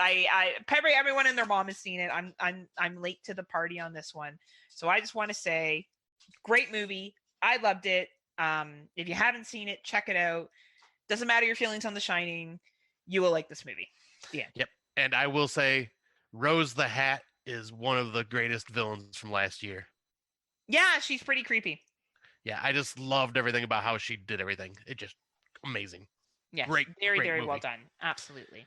I need to watch the director's cut at some point because I only watched the theatrical cut. And I think you watched the director's cut, if I remember. Like, if I guess so. I don't know. I just watched what was ever on our good friends Plex. Yeah, but yeah, I am so happy you watched it and that you loved it. I had a feeling you would, like, just because I was like, I know your taste, and I'm going, I think Heather would like this one.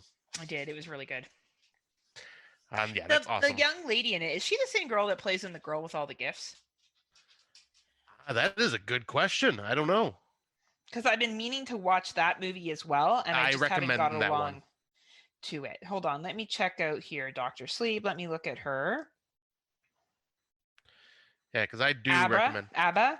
No, she was in Dr. Sleep. I will, I can, I will, I did. So just, she hasn't actually been in much. Okay. But yeah, I recommend Girl with All the Gifts too, because that one actually stars Glenn Close, and like that movie is really good. I'll have to check that out. If you want a unique take on the zombie film, that is a very good one. Booyah! Booyah! All right, you share these bad boys now. All right, so as most people know, I tend to go on theme as much as I possibly can. Balls deep is what we refer to Scott here. He likes to go all the way. I muted myself. I was like, all the way.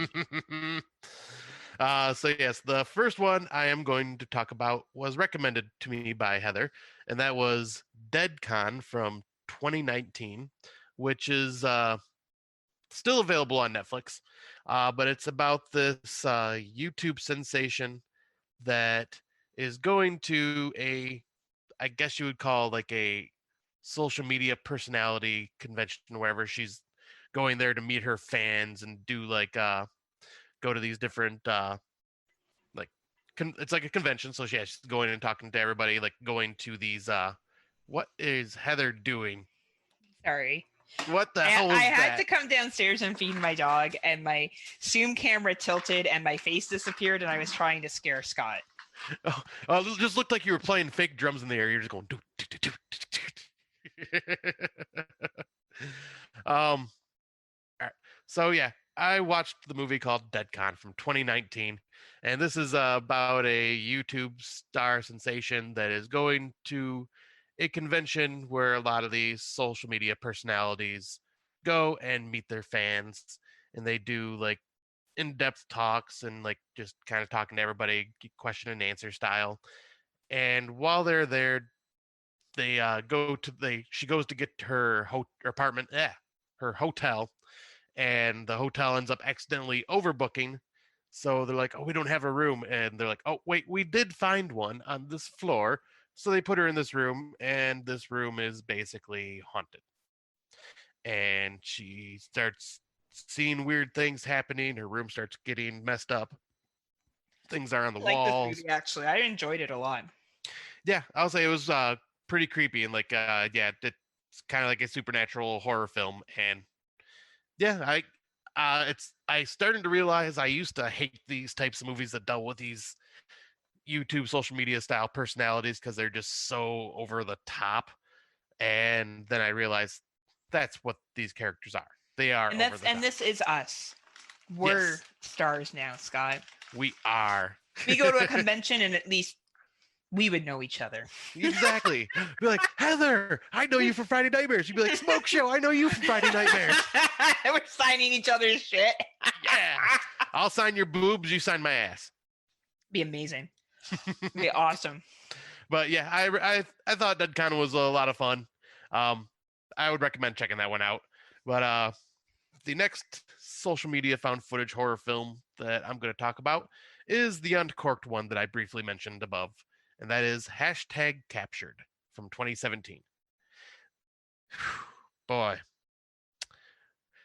these characters, dear God, they are basically a group of 18-year-old high school students that have like this like live sex show, sex party thing that they like basically say it's kind of like OnlyFans before OnlyFans, where it's like you give us money and we'll go further in what we're doing, and they'll like, and it's these two girls and two guys, and they're usually just put the girls on the screen and let them do their thing, and then a new girl comes to town that uh ends up getting invited to hang out with them, and while they're recording and doing all this stuff, a fight breaks out and she leaves. But then these people start getting stalked by this very virtuous and righteous killer who is basically killing in the name of God for these characters sinning. And the way this guy talks is just so freaking laughable, like as he's making these kills. Like it's just, and these characters are just so dumb, and the story is so dumb. It sounds like a cheap way to show ass and tits. It pretty much and was. watch chicks make out with each other. Pretty much was. Yeah. It was just, yeah. It wasn't horrible, but it was just kind of like, why? It's dumb. Why? Because anyone can make a movie. That's true, why. And Uncorked proves that. All the time. Yep. But the next one, which I did enjoy, was Scare Campaign from 2016. Have you seen Is that this about the Donald Trump 2016 campaign? It should have been. Just kidding. Have you seen this one? No. Okay. Yeah, this one was pretty freaking good. It was basically one of those reality TV shows where they do the pranks on people, and like they try to like scare, like they'll bring someone in that doesn't know what's going on, and like, oh yeah, you're gonna be working at this hospital tonight, and then they'll have these like actors coming out as like ghosts, and like they'll just start like having weird shit happening to these people until they freak out and run out the door. And they basically get told by their producer, we need to up the game because there is this group out there called Scare Campaign, and she shows a video of them, and they're actually really killing people on camera and like getting all these likes from social media. And they're going, well, we're not going to go that far. Are you kidding me? Well, they decide to try to play a prank on another person. And then these guys from the Scare Campaign show up and start actually killing these people and videotaping it. And it's pretty freaking creepy and pretty gory and some really, really awesome kills. I feel like that's pretty accurate to where social media could go at some point. Yeah. To be honest with you. Yep, just taking one step further every single time. Mm-hmm. But yeah, I recommend this one. This one was pretty dark. It was gory, and it was just a good watch. And it's like one of my favorite things now is watching these reality shows just kind of get their comeuppance for doing something stupid. I agree with you. And then the next thing is a franchise I'll just talk about briefly, but I brought it up on our last episode just because of the 2020 election happening. I finally decided to watch all 4 of the Purge films.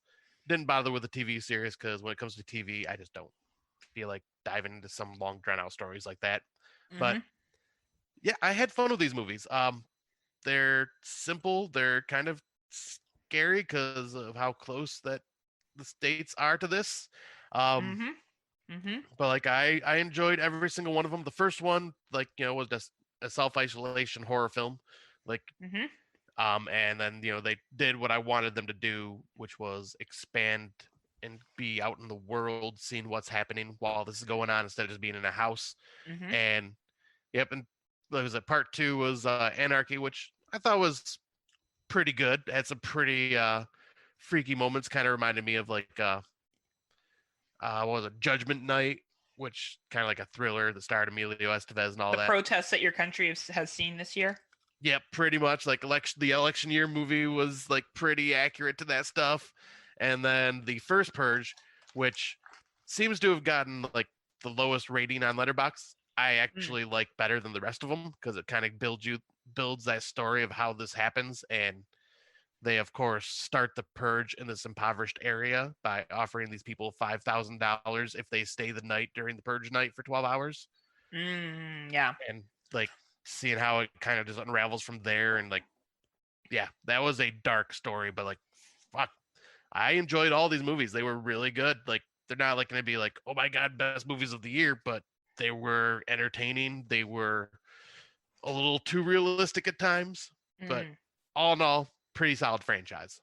Well, I'm sure, if anyone listens to us and their Exploding Heads Patreon, they know that Exploding Heads covered these 4 movies recently.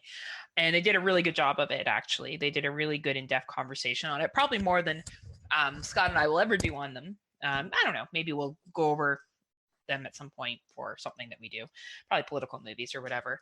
But very, very good review. So if you're a Patreon, check it out. If you're not a Patreon, then maybe consider joining Patreon and checking it out if you are a fan of these films, because their review is quite comprehensive and very, very good. Nice.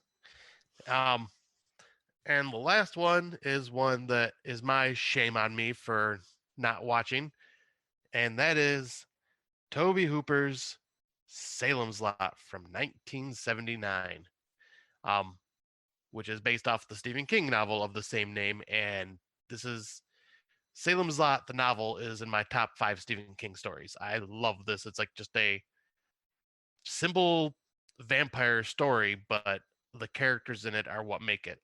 And Tobe Hooper did an amazing job of recreating this and bringing it to life, and hit a lot of the story notes that were in the book. Like, this is probably the better. I haven't seen I think it was like the early 2000s miniseries adaptation that came out that stars Rob Lowe, but I'll probably check that out at some point. But I know this one, damn good vampire movie. Where does it fall on your vampire movies that you've seen? I would say in my top 10. Really? Yeah. Like, this was That's another really theme good. we'll have to do in 2021, vampires. Yes, for sure. Mm-hmm. And yeah, this one has those, like, there's people that have always shared the specific scene of the child vampire floating outside the window, scratching on the window and saying how it scared the shit out of them when they were kids. I could see why. This was like the atmosphere and the setting for those scenes when that happens. Fucking creepy. So when it's done in Buffy the Vampire Slayer with Luke Perry, that must be what they're referring to. That's what the callback must be to. Salem's Lot. You know what scene I'm talking about, right? Oh, you're talking about the original Buffy, not the TV series. Oh, no, the movie with Christian. Yeah, you're right. Yeah. Swan, when his buddy floats up. Yeah, I bet you 100%. That must be what the shout out was to. Yeah, I bet you it was. Because, yeah, I haven't seen the Buffy movie in a very long time, so it took me a second to realize what you're talking about. But yeah, highly recommend this movie. It's a bit of a watch, though, because this was a made-for-TV miniseries as well from the 70s, so it's a little over 3 hours long. But it is well worth it. Like, I highly recommend this movie, and it was just recently put on Shudder. Nice. Good to know. I may save it for when we do our vampire films, because I have a feeling this will be one of them. Yeah, I think you'll like it. I'm not sure where it'll land for you, but I think you'll really enjoy it. Awesome. So we're going to break into what we've been listening to. Scott, do you want me to go first, or do you want to go first? I can go first. Alrighty.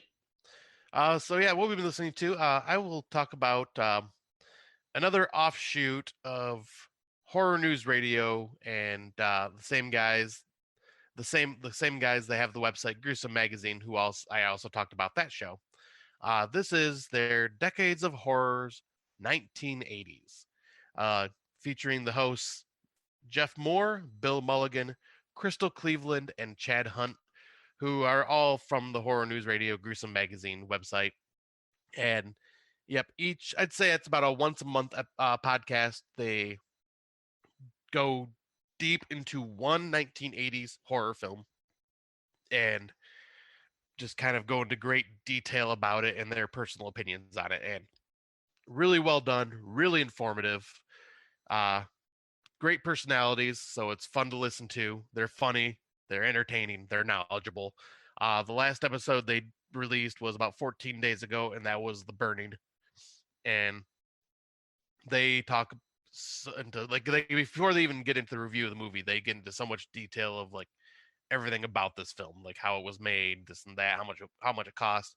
Like, if you want a good, just like intellectual, in-depth conversation about a 80s horror film, I recommend this podcast, because yeah, they they cover everything from the popular stuff to like the not so popular stuff that you may not have heard of. That is awesome. I really love when podcasts go that deep, because I like when things go deep, but I know you do. oh yeah. But I really do like the in-depth discussions. I always find that interesting. I like knowing about backgrounds in movies, how much it cost, or it was filmed, like what it like. I'm finding I have more and more of an interest in that just as time goes on, and the more movies I watch, and the more appreciation I have for the behind-the-scenes stuff. Yeah, and like they do an amazing job, because I'm right there with you. I've been listening to these guys for a while, and they have different hosts on different shows, but they also have a Decades of Horror 1970s and a Decades of Horror the Classic Era, which covers 1920s up to the 60s. Wow. And those other two shows have different people on them talking about it. So like they've pretty much covered them all. They even had a Decades of Horror 1990s, but that was with Thomas Mariani when he was still with them. But once he left, I think that one kind of fell by the wayside. Fair enough. We should just get Thomas to do one for us. Right? Like that man knows his stuff, so it'd be interesting to hear him talk more. When we used to do trivia with him, oh my god. Oh gosh. He would just smoke us. We all wanted to be on Thomas's team because he knew everything. Yeah. Oh my gosh. So the podcast I'm going to talk about is the TGIF 13, Friday the 13th fan podcast on Horrorphilia. Was on Horrorphilia, now it's independent. It's done by Christian Luciani and Vince. I don't know Vince's last name. I think they just call him Vince all the time. Vince McMahon. Is it Vince McMahon? No, because of WWE. I was like, I don't think that's his name. But it is so funny. It's a commentary, and Christian he edits it. So he's also the editor on the Exploding Heads movie podcast, or the Exploding Heads podcast. And it's really, like, have you ever listened to them? Oh yeah. Oh my god, it's so funny. Like they're both Canadian, and they usually podcast in person. Christian lives just 10-15 minutes from me, and Vince also lives in the same area as me as well. And Vince is openly gay, and the shit he makes fun of with being openly gay, it's just so funny. The amount they talk about cocks on that show, like, I feel like it's a show that when I go on, I just have a lot to contribute, because I also know a lot about cocks. So I feel like I will have a lot to share to the conversation. I think you will. Right? And they've done the Hatchet series. They've done all the Halloweens. They've, of course, done the Friday the 13th.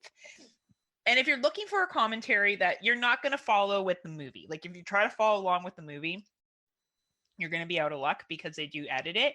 But if you just want to listen to two dudes like crack jokes, make fun of the movie, and clearly like longtime friendship. They met at Brock University in St. Catharines when they were like early 20s, so they've known each other, at least 20 years. It's awesome. So check it out. And if you're a fan of Exploding Heads, there's no reason why you shouldn't have checked out this podcast, because this was Christian's first podcast. Vince was his first before Dave and Brandon came in for their threesome. So give it a listen. It's awesome. Yep, I can second that, because the TGIF is a great fun listen, and it's different. It's a unique way to listen to a commentary. It is. I like that he edits it. I really respect that he really cuts it down to the funny parts. Right. Yeah, and he's like funny. Like him and Vince are fucking funny. Like they're hilarious. They got jokes, man. Yeah, they are hilarious together. They bounce off each other perfectly. Absolutely. Well, we're going to take a brief break, and we're going to hear from one of our podcasting friends, and then we're going to get into our main topic. So after these messages, we'll be right back. This is Bo from LegionPodcasts.com. Hey, it's been a crazy time, and when the world gets nuts, we're happy to offer some old-fashioned podcast entertainment. But for some folks, getting a laugh out of a show isn't really helping these days. People who depend on tips in their bartending jobs, or have been put on furlough with no pay till the worst of this coronavirus threat has passed. That's a tough spot. That's why we set up a GoFundMe for members of our community, a sort of grand scale take a penny, leave a penny. For people like myself, for whom the recent disruptions haven't kicked us out of work, well, we can drop a few of those extra pennies in the GoFundMe jar. For those who are directly affected by recent events, and find themselves looking for money to pay the electric bill or keep the water on, Well, how about you give me a shout at Bo, B-O, at legionpodcasts.com. Let me know the situation and what you need, and we'll do our best to make life a little easier. And you can find links to the GoFundMe on the front page of legionpodcasts.com, on our Facebook group page, or on Twitter at Legion Podcasts, where it's the pinned tweet. For those of you who are able, thanks in advance for chipping in. And members of our community who need a hand, hey, here we are. Remember, stay safe, stay healthy, and we're all going to get through this together. Legion isn't just a name, it's who we are. Thanks for listening to all the shows here on Legion Podcasts, and we'll talk to you soon. Welcome back. And going on our found footage adventures, which shocks me because I did not like found footage, as we talked about in our last episode, until recently. Honestly, until listening to Exploding Heads, watching other found footage movies, I've really begun to build appreciation. Though the one area I did enjoy it is social media found footage, probably because I like social media, generally speaking. I enjoy it. I enjoy it as a way to communicate with what I'm doing. I enjoy it as a way to see what other people are doing. I have a Facebook that I'm pretty active on, and Instagram I'm pretty active on. Twitter I have as well, but more just for news and information like that. And LinkedIn I have for professional reasons. Scott, what about you? Yep, I have an Instagram and Facebook. I had Twitter, but I deleted it because I just didn't understand it. I just didn't see the point in it. Instagram I forget to use a lot. I used to be on it a lot back in the day, but I just tend to forget about it now because I just focus on Facebook, and that's where I do a lot of my interactions with friends and people. And other than that, really not many other places. I don't really find the need to be on many others. I think I do have a LinkedIn profile, but I have my career, so I don't really look into that much now. And then the other social media experiences would be talking about live, playing video games live with friends and stuff, and doing the social chatting with people there and stuff like that. And that's Switch? That would be Twitch. Twitch. So, I'm personally a big social media person. I enjoy Facebook. I originally only got Facebook because my friends went to serve in Afghanistan, and they were going away overseas, and it was a way to keep in contact with them. I can message them when they got access to a computer or whatever, because this is before really smartphones were everyone had one or anything like that. And then it's kind of developed and grown. And now I find that my majority of contact on Facebook is with my horror community friends. Yep. Couple of my close friends. I do have a couple of chat groups. Well, two, with my ladies, and a couple with some friends around here. But majority of my communications, and I usually call people on Messenger too, especially living in Canada. Well, I'll say, you and I, that's how we talk 90% of the time. 90% of the time. Same with Brandon Orlick. I call him frequently on Messenger as well, just because, yet again, America to Canada, you don't have to worry about long distance fees or anything like that. Yeah. And you can call from your phone, and it's basically, if you're on Wi-Fi, then you're just using internet service to talk to each other. So it's really made our world a lot smaller. It's allowed us to connect and build friendships. Scott and I befriended each other over Facebook, and then ended up chatting because there was some drama in a group that we were part of, and one of Scott's friends kind of got attacked, and I felt bad for Scott, and I messaged Scott. And we kind of we just picked off from there, and we became friends, and we started chatting all the time. And that doesn't happen all the time. Sometimes you just kind of meet someone and you chat a little bit. And especially being a female, I get a lot of gentlemen messaging me to chat, and sometimes in different areas. Though I will say, it was kind of like a snowball effect with when you messaged me. It just started with just sorry to hear about the drama, and then you asking about my old podcast, and next thing you know, it's just us asking each other just questions to get to know each other, and then it just snowballed, and just we've literally messaged each other every single day since that day, which is November 21st. We have I don't think we missed a single day of not talking to each other. As much as I try. And it's not for trying. I'm good at fucking just stalker. Like yep. he even went up to the motherfucking UP, and I still heard from his deadbeat ass. Like That's right. If I go away somewhere, he's not gonna hear from me. He's gonna be super offended, and I'm gonna be like, "Whatever, dude. I was drunk the entire time." And I'll be like all sad. And I'll be like, "Booyah!" But yeah, like it's just an interesting way that you can build friendships with people. It also can be used negatively, but honestly, you get what you give. Like I fucking say it how I feel. Yeah, sometimes people post things that are antagonistic, and people are gonna get mad about that. I know I've done it myself too, and I do it purposely. And if I'm pissed off about something and I post something, people don't like it, then yeah, I know what I did by posting that. More when I was younger. I don't do that as much now. If I don't like situations, I just leave them. Yep. I just scroll past, or I don't comment. Like I can read something I don't agree with and just keep my opinion to myself. And when you pick your battles, right? But I find social media 95% good, 5% bad. That's how I feel.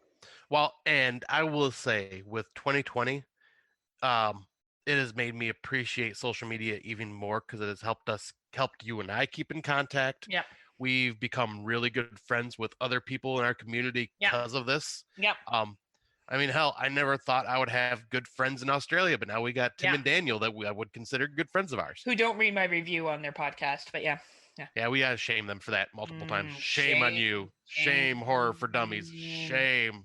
But yeah, I agree with you. We would definitely not have the friendships that we have if it wasn't for social media. So, but like any good, there's bad. And because social media is just so rampant, it's become a great way to pull in horror, right? So let's look at a couple of articles. So first one is social media is having its moment on film, and it's pretty grim. So this was written on March 4th, just before everything shut down. Why is it every time a social media app is depicted on screen, it's the harboring of great evil? And if it's not supernatural evil, it's stalking or bullying or some other grave danger. This is pretty true because there was that app movie that came out last year that you downloaded. And Countdown? Yeah, Countdown, and like to when you would die, and then it actually like came true, right? Yeah. Kind of like Final Destination a little bit. For the most part, the films have portrayed social media as an obstacle to living, not a tool we use in our daily life. Still, even though there are many uses of social media on a daily basis, it's hard to shake the feeling that so much can go wrong.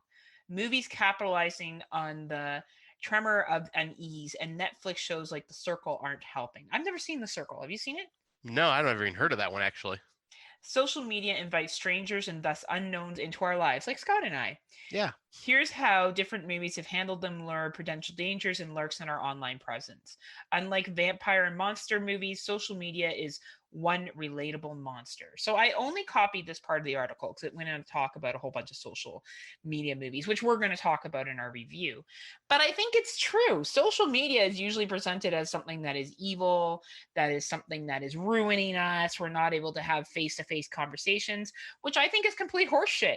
I really do. I don't think because I can message and type on Messenger that I can't talk to people face to face. And then people always do this thing and they'll be like, well, teenagers don't have social skills anymore. Yeah, your social skills with adults as a teenager are probably shit too. Like no one wants to talk to a fucking adult. They want to talk to other teens. Well, they're not talking face to face because you're around them all the time and you would know this. Like right. And they have to go to school and talk at some point. Like I don't understand. Well, and a lot of the older generation doesn't get it, like because the teenagers will be on their phones while they're around their parents and family, and they'll look at that and go, "Oh, they're not socializing at all." Bullshit. I can guarantee you the reason they're on their phone is because they're bored and not wanting to talk to family and adults. They are probably messaging back and forth with their friends right there. And I've been out at restaurants and seen older people on their phones. Yeah. Like the same amount. like I don't understand where this like idea. Now maybe you're not on your phone and you see other people and that bothers you. Yeah, and again, I don't know why it does because it has nothing to do with you. Right, exactly. But if for some reason it chooses to, and yes, maybe our social interaction world is changing. Perhaps when you interact with a teenager, they don't have any social skills. But I interact with teenagers all the time at McDonald's, at Walmart, at other places, stores that I've been to, in my job, because I work with teenagers at a university. honestly, I don't think social media is ruining them at all. I've been able to have productive conversations with majority of them. And honestly, the ones that I've struggled with, I think I would have struggled with before the creation of Facebook. Like there's just people that struggle, that are socially awkward. And for some of those people, social media is a gift. But of course, nothing kind of like masturbation, nothing beats the real thing, which is sex, right?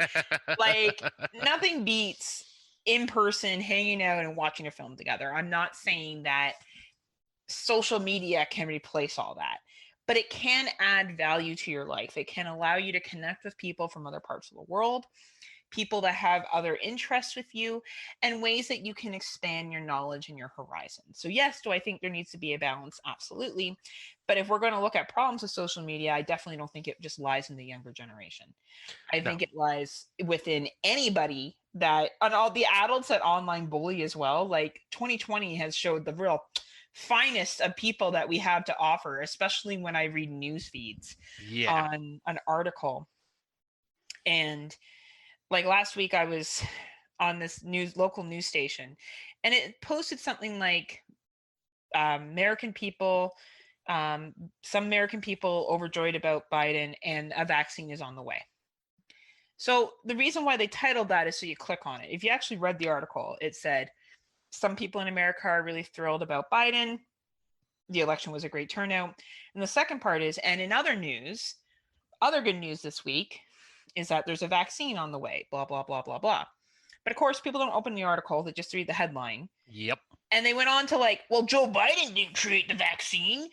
Oh, Trump never should have. These are all Canadians. Okay, these are people that have fucking zero skin in the American game. And I finally had it, and I wrote a message going, y'all need to calm down.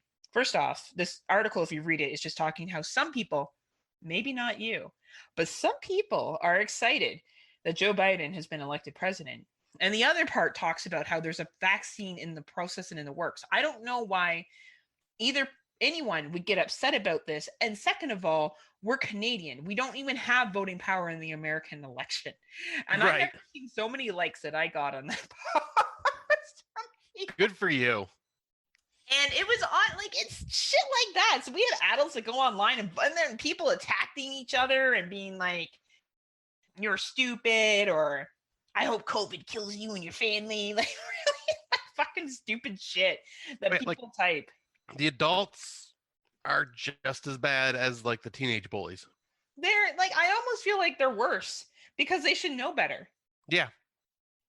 And we've seen it in our own community too, of adults just getting mad and not everyone likes us, and it sucks. And it sucks when people put mean stuff about us on the internet. It really does. And I think it's a natural reaction to want to defend yourself. Absolutely. I could never fault anyone for that because I definitely feel that way too. But why do we have to even make someone feel that way? Right. It's just interesting, right? There's sharing your opinions politically and having an opinion, and then there's attacking people. And those are two very different things. I completely agree. Right. So anyway, there's a thesis I found, interestingly enough, of social horror and social media, the threat and emergence of technology in Unfriended and Sick House. Have you heard of Sick House? No, that one just kind of caught my attention. We'll have to take a look at what Sick House is, but this was by Jessica Hamrick, senior thesis, and it was submitted to the Department of English at Vanderbilt University for her honors. So that's kind of cool. So I was able to find it online. So she decided to get into a discussion on how Unfriended explores the world of privacy and how social media has allowed us to share information more readily and without forgiveness. 100% true. Anything we do can be posted, shared, and commented on. This leads to bullying, as we just talked about, depression, loss of employment, status loss, etc. So there are people that have lost their jobs over what they posted online. Yep. Yeah, because you are an idiot if you don't think when you go fill out your resume or fill out that application that the employers that are looking to hire you are not looking at your social media presence. And, we can all debate whether that's right or wrong, because who you are on social media, I think of me and my videos that I post to me at the club. but at the same time, I don't go on and be like, my work sucks, my job sucks, students are stupid, and I don't like it. I'll give a little bit of behind the scenes because my boss told me like a little bit of what she's did because like she got a stack of applications that she's been going through, and she's like, yeah, you're a fool if you don't think I'm looking at your social media to see how you are as a person. She's like, I don't care if you're going out and partying and having fun like that, but when you're talking about your previous job and smashing people and like talking how bad, like just pretty much putting your old company on blast, she's like, you are not getting hired. Right. You really do have to. And there is such thing as company reviews. You can go on Google and write an anonymous review about a company. If you are truly concerned about behaviors at a company and you want people to know, that is a possibility. You can make your voice heard that way and still protect yourself because there are bad companies that are out there. There are, and so anyway, I think that's an interesting point. And it's just,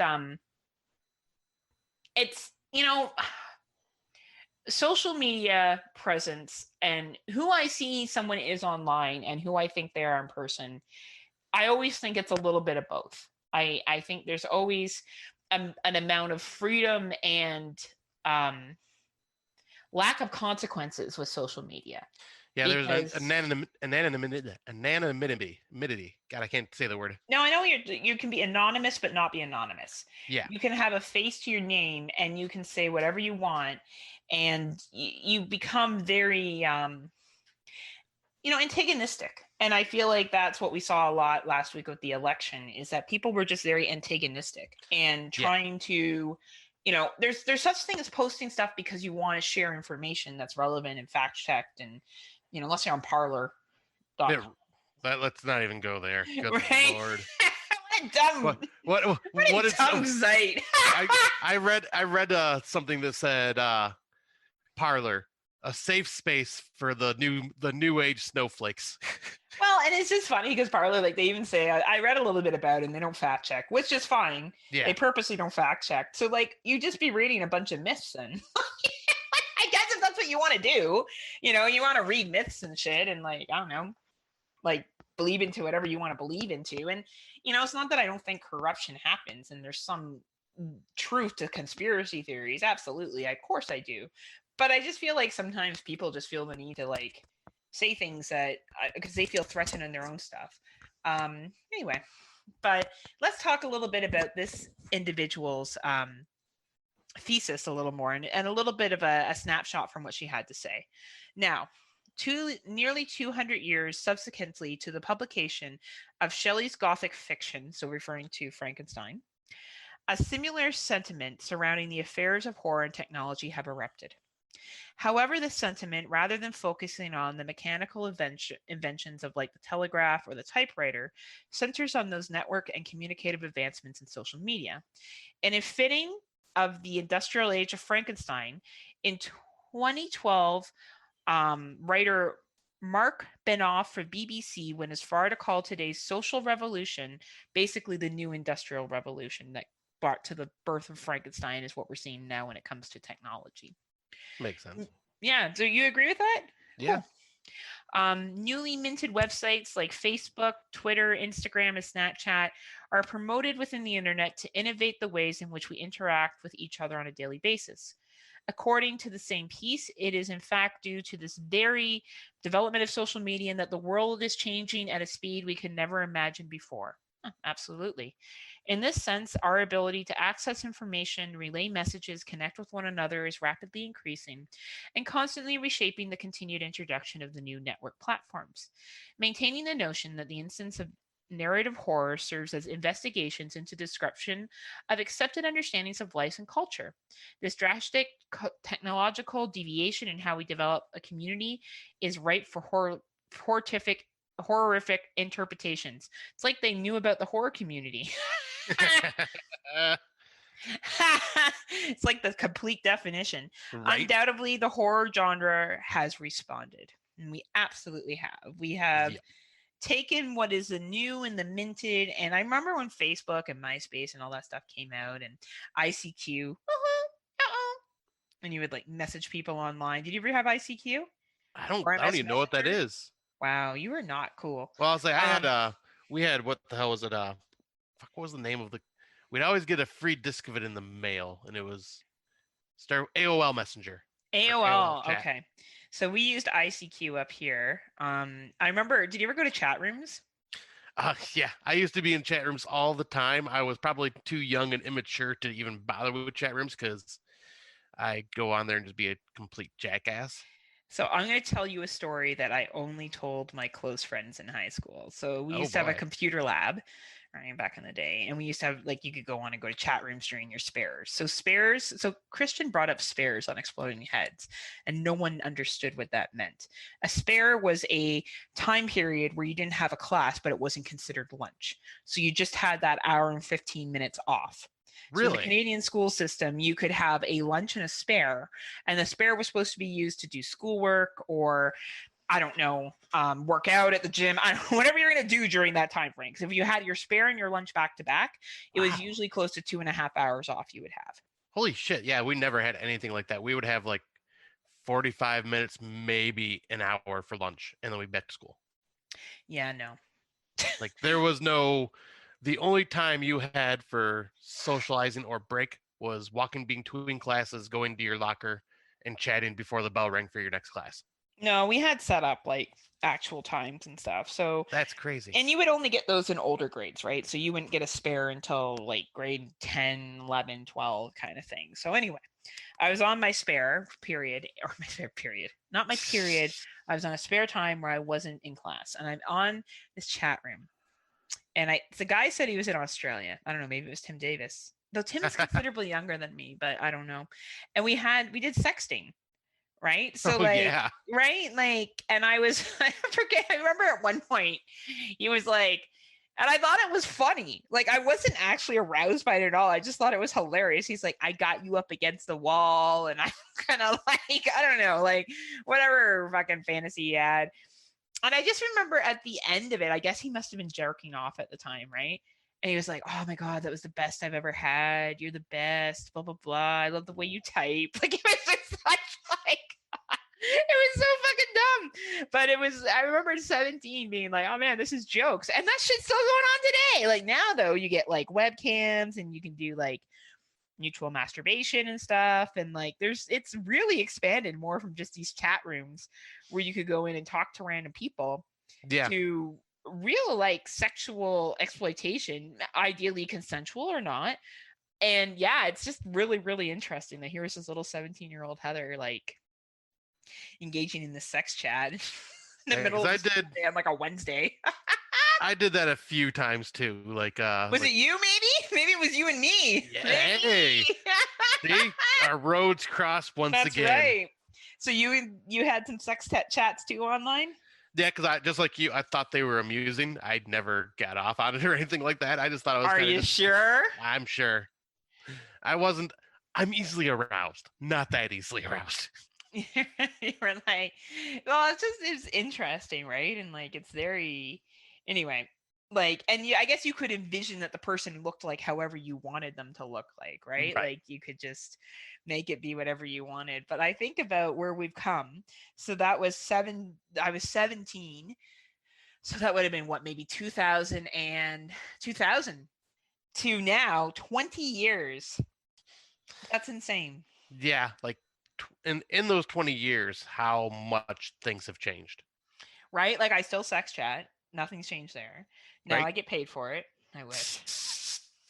I was like, wait, please tell me where this website is. Oh, nah. You wouldn't want chat. You'd want like more stuff than chat. Well, of course, but I mean, you could never just do chat anymore. The dude would be like, what the fuck is this shit? I mean, we're friends, so I would try to get more, you know? Right? Oh, yeah. You'd be like, yeah, take it, Heather. I'd be like, Scott! Come on.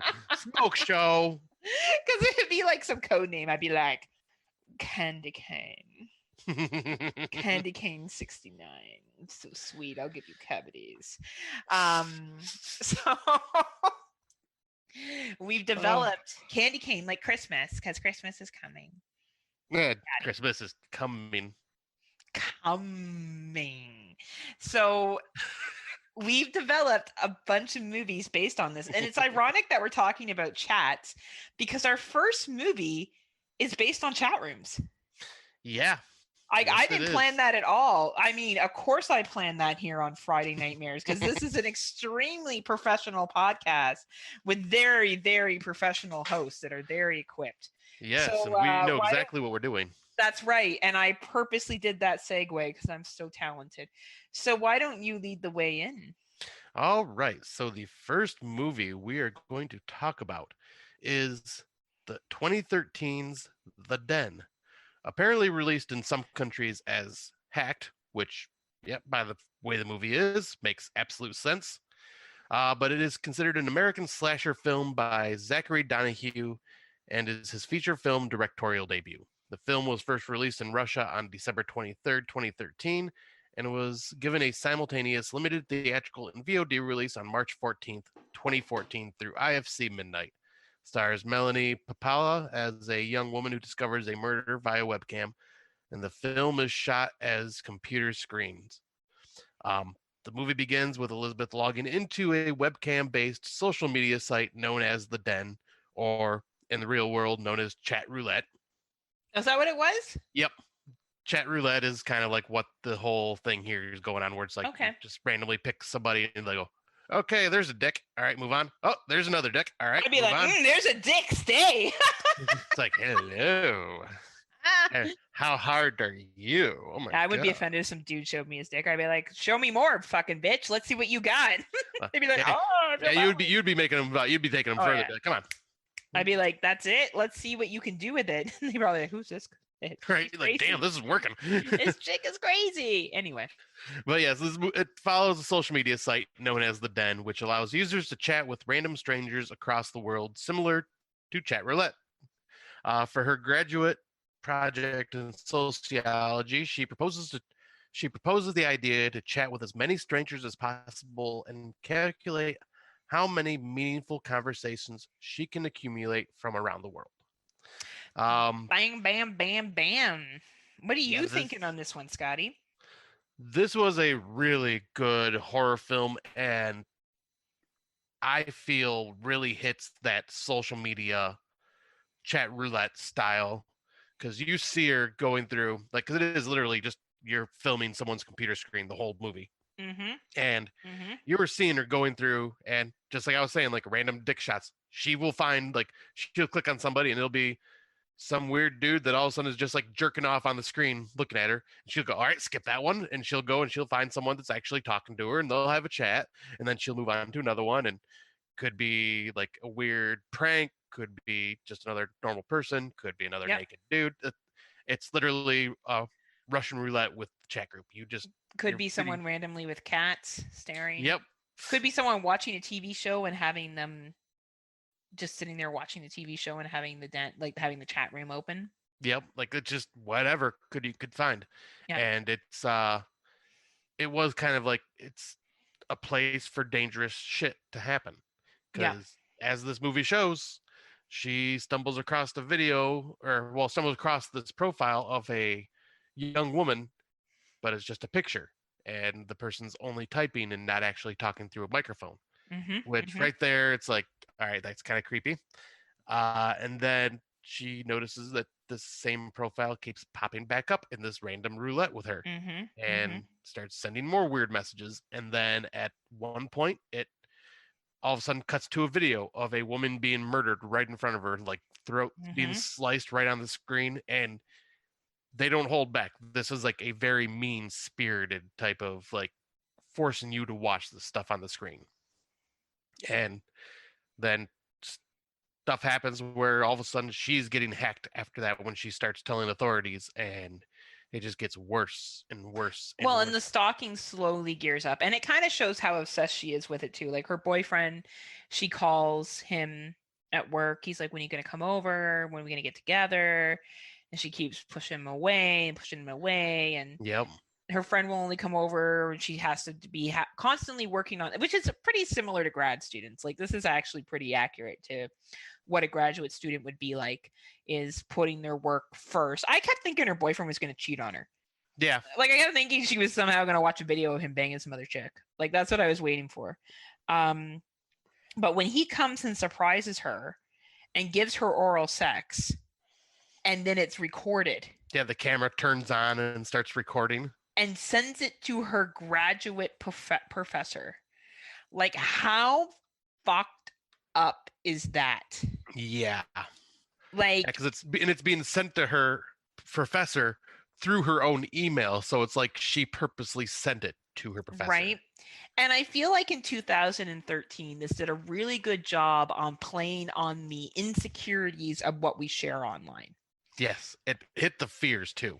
Right. Of what could happen. And if you look at her screen, it showed her background, it showed her house, which was a 1-floor house. Everything was kind of on one floor. I guess it was like a bungalow of some type. And it was very interestingly filmed, always from the laptop or somebody's social media view. So whether it was a phone, whether it was a laptop, you were constantly seeing it from some kind of electronic device. Yeah, there was no third person camera view. Yeah, there was none of that. I thought they did a good job of her character development. Like, the thing about found footage is you really do need to build a character that you can be behind, that you can see what they're seeing and live it. So even though we're seeing what she's seeing, we're also seeing her reaction at the same time. So it was a very interesting way that it was filmed. Yep, I completely agree. Like, I thought this film did a really good job of covering the social media aspect of this and being part of this found footage, this part of this different style of found footage genre.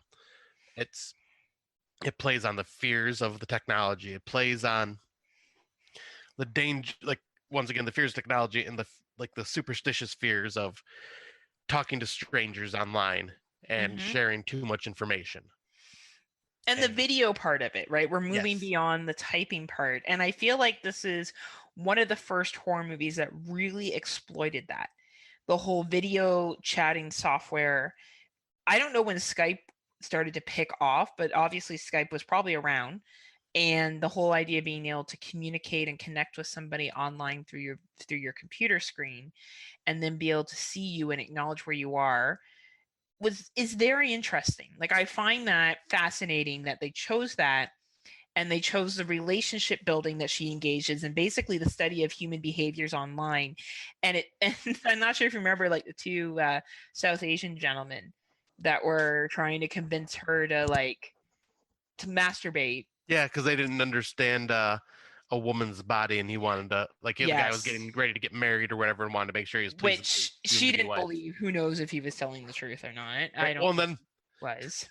And then they also did the play on the Nigerian prince thing. Yes. The emails with the guy that come out. And she's like, "Does this work?" And he's like, "All the time." Yes. Right. Like, it was, and then she meets that one woman who she has a nice conversation with. Then she connects with someone that was a friend of her boyfriend's, was on his friend list, and calls him, and the guy's like, I haven't spoken to him since. Oh yeah. Which is a really interesting play on how we do add people on. I noticed that when I got into podcasting, I still get friends requests all the time, a lot from men, because I'm a female and they want to talk to me. Not that I think I'm anything special, that's just why. But yeah, like, it kind of showed how, like, we don't really know who's on our friend list, and the guy's like, I have no fucking idea where he is. I haven't talked to him in years. Right, like you just add like in social media world, you, like, for especially like the older people that you're friends with, it's like you're adding them because of who they were in the past. Like, yeah, hey, I remember you from school, I'll add you. And I think there's something to be said about packing your numbers, right? Or padding your numbers on social media. Like, there used to be a thing where people would compare how many friends they had or how many followers they have, which we get more into with YouTube and other stuff like that. So I feel like this movie was just capitalizing on that you can have people as friends on your page, but don't really know who they are. They don't know who you are. Like, I thought it did a really good job of touching on that whole basis of what we see developing now of social media. And besides the fact that the end was very suspenseful, very scary, she wakes up in that fucking room in like a warehouse fucking hole, and it's disgusting. Yeah, and like the fact that she's like forced to watch one of her friends in another room being killed on repeat. and like forced to see her boyfriend all tied up and beat up. And then like this movie hits a very dark note because like she goes to escape. Yeah. And you think she's gonna make it, and she doesn't, and they bring her back, and then it pans and it cuts over to the English woman that she was talking to and having a cordial conversation with earlier in the movie, like through the chat roulette, and she stumbles across all of a sudden the main girl's profile picture with no video, and then all of a sudden the video plays of her being killed in front of her. Exactly. Right. And it just kind of went full circle, and it was just, it's a very dark, but also kind of like a warning of like, be careful what you do. Well, and the part that really I was shocked that they went to is with the pregnant sister. Yeah. Like I was surprised of how far they took that. Like when her boyfriend gets kidnapped, that was shocking because she turns away for a second and it happens, right? Right. But with her sister, like it's intense. Like I found that scene really, really hard to watch. Like it really ramped up to the point where we get to that final, I guess, act or final part of the third act, and then of course cutting to, going back to this new woman that's being stalked by whoever this is, group of people. Obviously, it's obviously not one person. There's a group of people that go in and do this, and yeah, like and the idea that it's a snuff film website and that you can go in and you can watch it and you can see people being actually killed, and you see the dad at the end who's watching it, and you have to put in your credit card information for more. Yep, because I was gonna say, like, because you will have people out there like that. Some believe that it's real and are paying for it because that's just type of disturbed individual they are. Yep. Or there's people out there that are going, "Oh, this isn't real," but still curious to watch. Well, and we like to watch yet again because it's safe. It has nothing to do with us. We're separated. And we talked about in social media before, that's why the bullying occurs, right? Because you have that separation of person. I'm not watching someone I actually know. How do I know this is a real person? I've never met them before. I had no conversation with them. You have a sense of being anonymous and no guilt associated or whatnot with it, right? When you're watching it. So exactly. Yeah, I feel like this was a really great birthing of the social media genre. Like I was like, to use as found footage. I really think that this did it right. I recommend watching it. I know we've spoiled a lot of it, but it's a really good film. Yeah, like, well, I mean, our show, we do spoil the films, and like, we're only spoiling it because it's just like of what it talked about. Yeah, and I think even if like reviewing this, it's worth a second watch if you've seen it one time. Like it's definitely a movie that you can watch over and over again. Like it's a really, really solid film. But yeah, and then I feel like this film led the way for other films. Very popular American film coming up, and I'll let you take it away. All right, so the next film that we are going to talk about is Unfriended from 2014, which is an American video meeting footage. That's a kind of a weird title. Supernatural horror film. Well, I think it's supposed to be a Skype, but they can't say it. It's technically on Skype, right? Well, I mean, they even use the music for Skype when they call people. Right. But it is directed and produced by Levon Gabriedz and written by Nelson Greaves. The film is presented as a computer screen film, being told almost entirely through a screencast of a MacBook. The film stars Shelley Hennig, Moses Storm, Renee Olsted, Will Peltz, Jacob Wasowski, Courtney Everson, and as high school students in a Skype conversation that is haunted by a student, played by Heather Sossaman, who was bullied and committed suicide. High school student Laura Barnes commits suicide by gunshot after an anonymous user uploads a video of her passing out and defecating at an unsupervised party, and the video goes viral. 1 year later, her former childhood best friend Blair Lilly is chatting with her boyfriend Mitch Rousel on Skype, during which they agree to lose their virginities to each other on prom night. Soon after, they are joined by their friends and classmates Jess Felton, Ken Smith, and Adam Sewell, and an unbeknownst user known as Billy227. And then the movie takes off from there. Initial thoughts, Scott? I once again think this was a good representation of the technology and using it for horror. Because this is around the time that Skype was probably becoming quite popular. Yep. And people were starting to use it just to chat with their friends and have a good time, like hanging out. I'm sure the younger generation than me was using it a lot more than I was, because I didn't start using it for shit till probably about 2 or 3 years ago, honestly. So you started podcasting. Yeah, pretty much. That's exactly when I started using it. Yeah. I think that's 100% accurate. I think most people, like, we're, 37, 39, right? So people in our generation, we are that little bit of a gap, right? Where we may not have used Skype as much. Yep. Like, in hell, there's probably people out there our age that still don't use Skype. Oh yeah, I have friends that don't use Skype ever. Yep. Like, we use it just because, like, at least I can say I use it because of podcasting. Oh, same with me. Yeah, I didn't know if you used it for your job before Zoom or whatnot. No, not really.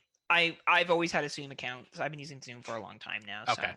And once again, that's another new technology to me, because I didn't know about that till we started recording. Absolutely. But yeah, I thought this was a really good, creepy horror film. The way that the person just pops up and is just like your typical blank Facebook profile picture of just like the silhouette of a person that is not responding, but only responding through, once again, text messaging. Yep. And basically playing a game of truth or dare with them. And the acting in that scenes, like the characters getting as worked up as they do. Yeah. It's really fucking good. Yeah, because at first they're just going, oh, this is kind of somebody's fucking with us. All right, let's leave the chat and come back. Oh, he's there again. What the hell? And then like the stuff gets more and more realistic as they start, like the guy starts sharing stuff with them that he's found of them. Well, and it's their reaction. Yeah. It's their reaction to, so I wanted to start off at the beginning. You see this chick talking to her boyfriend, talking about prom night, him talking about coming over there, like very typical teenage stuff. Like I really believe they were teenagers. Like I totally believe that they were high school seniors. And, she kind of gets being a little sexy with him and clothes and shit. And then the friends crash the party and they're like, oh, you see your heart on. Like it's shit other dudes would say to other dudes, right? Right. And when they play that game of truth and dare and they start bringing up stuff from the past, like never have I ever defaced Laura Barnes' grave. Never have I ever slept with someone, lost my virginity. And the Mitch finds out that, what's her name? Blair slept with Adam. Yep. The acting there, like you would have thought it actually happened. Yeah. Their reactions were fucking right on. Like, because that would mean everything. Like, your girlfriend fucked your best friend before you guys got together, has led you on to believe that she's a virgin. Not. Yep. And then there's a video you have to watch of them fucking.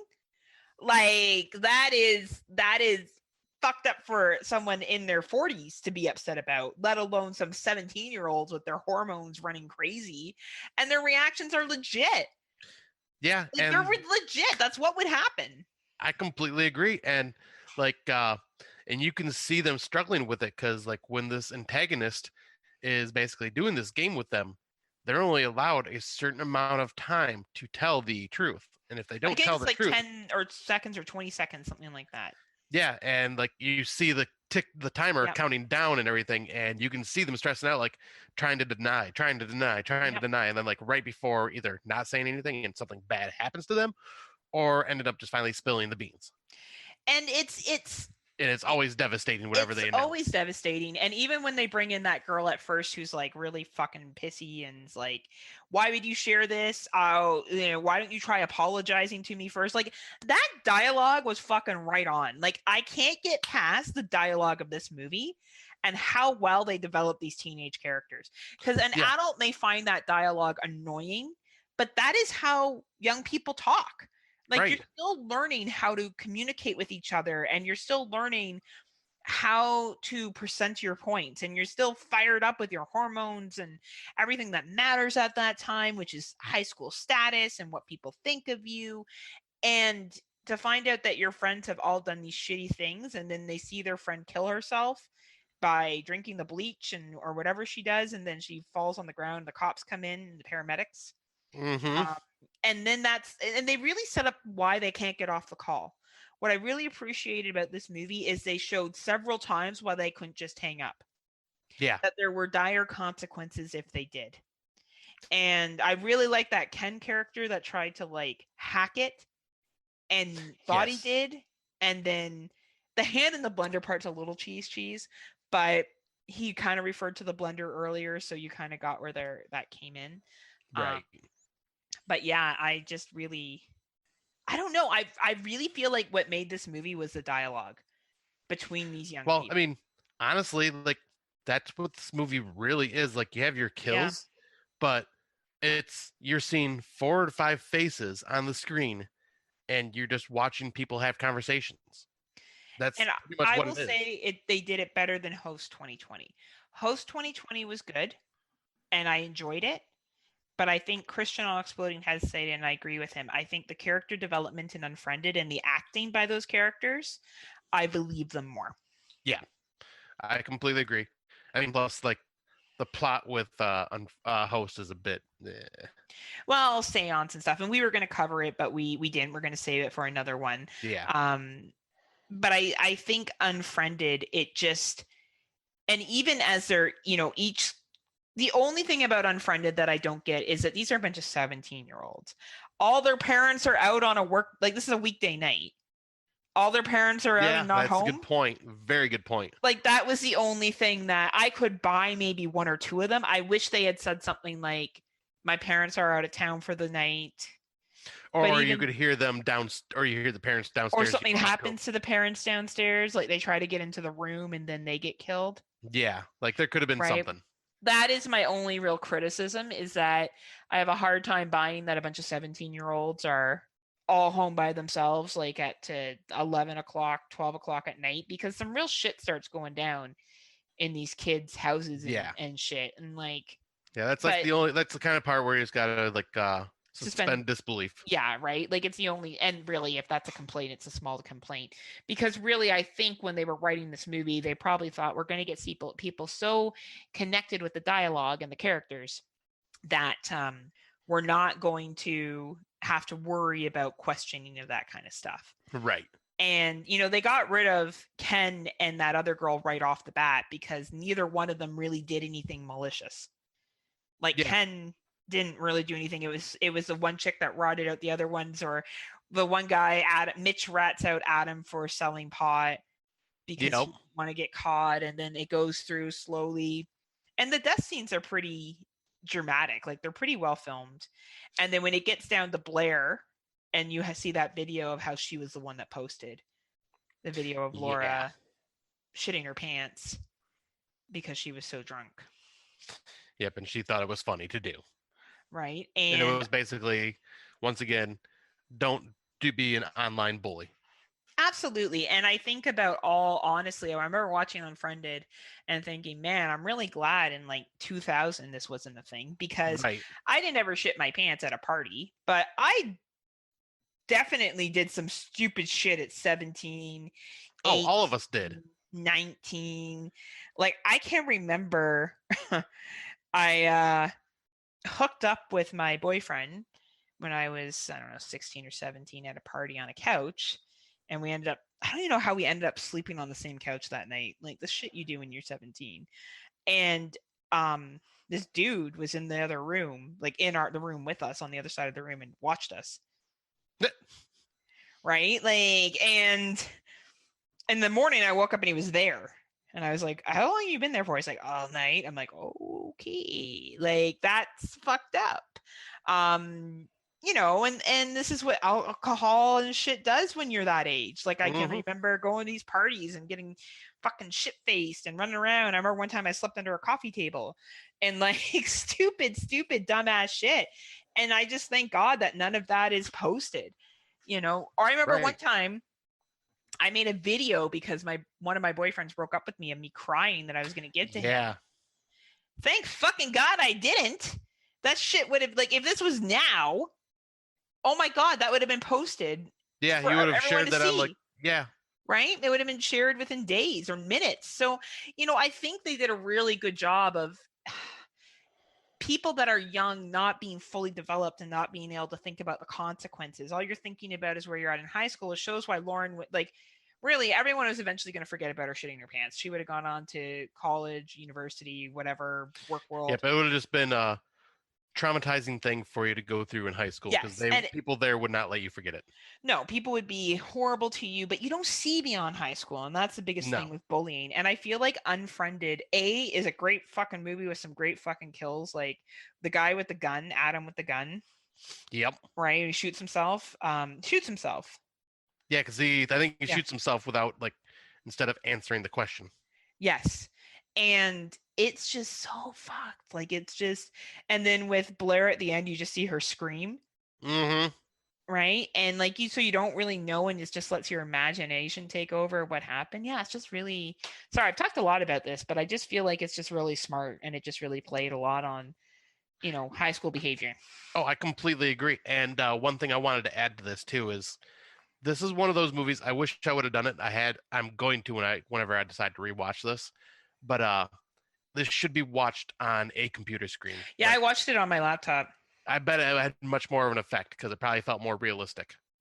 No, honestly, no. But for some people, it may. I just thought it was. I was so caught up with the characters that would have made it for me either way. Okay, yeah, because I could see, like, this is one of those type of movies that I can see not connecting with a lot of people because you do watch a lot of what I'm seeing on the screen right now, which is just looking at words as people are typing and searching stuff. But then you do get these intriguing stories, and the stuff that they're searching adds to the story and brings in more, which is going to lead us into our next movie. But I think one of the reasons why people don't like Unfriended is because they don't like the teenagers. I feel like if teenagers annoy you, you will not like that film. Yeah. That's personally what I think anyway. But yeah, we can move into our next movie for sure. Yeah, because it kind of ties in with this film, like with the reading of text. Yep. So the next film is one that you've probably heard Heather and I both talk about highly very early in the year, and that is LiveScream from 2018. I guess it's 2020. Like, we counted it as 2020 because it had that wide theatrical release, but it was kind of like a film festival release in 2018. Yep. But it's a social media video game found footage horror film, pretty much using Twitch. For anybody that's a gamer or a fan of watching playthroughs and let's plays, you are pretty much watching a person playing a video game and also seeing a chat where you can chat with other people that are watching and chat to the person that's actually playing the video game. But the synopsis is, every day, over 200 loving fans watch Scott Atkinson play horror games online. After a lifetime of failures and false starts, streaming games is the only thing he is good at. It's the thing he loves the most until it becomes a nightmare. Enter LiveScream, a mysterious horror game sent to him by an anonymous fan. At first, he thinks the game is a low-quality indie title, but when his followers start dying one by one, he soon realizes the game is far more sinister. And, well, we've gushed about this film before, but fuck, this movie is literally... But now we can spoil the shit out of this film. Yes. So if you have not watched LiveScream and you don't want to have it ruined for you, skip over this. If not, we're going to talk about our love for this film. Agreed. The one thing I will say is there is a bit of it that I do not remember because I haven't watched it since January or February and didn't get a chance to rewatch it for this episode. But this movie left a very big impression on me. For one, it is a film with just one actor. No one else is on screen. You literally see him in a box, like in the corner of the screen. Then you see another box with the video game that he is playing. And then you see another box with his chat group of his followers. And this is literally what you'd see when you're watching someone play Twitch, like, or play video games on Twitch. Like, because I've actually live streamed a few times for Pop Horror when we were starting our video game stuff there. And granted, I did not have nearly as many followers as this guy did. I think I had maybe like a whole whopping 10, and they were all my close friends that were supporting me. But it's still like you see that roll of text coming up as people are chatting with you, as you're chatting back with them, like, through audio. And that's exactly what this movie is all the way through. And the actor, he is just incredible. Gunnar Willis.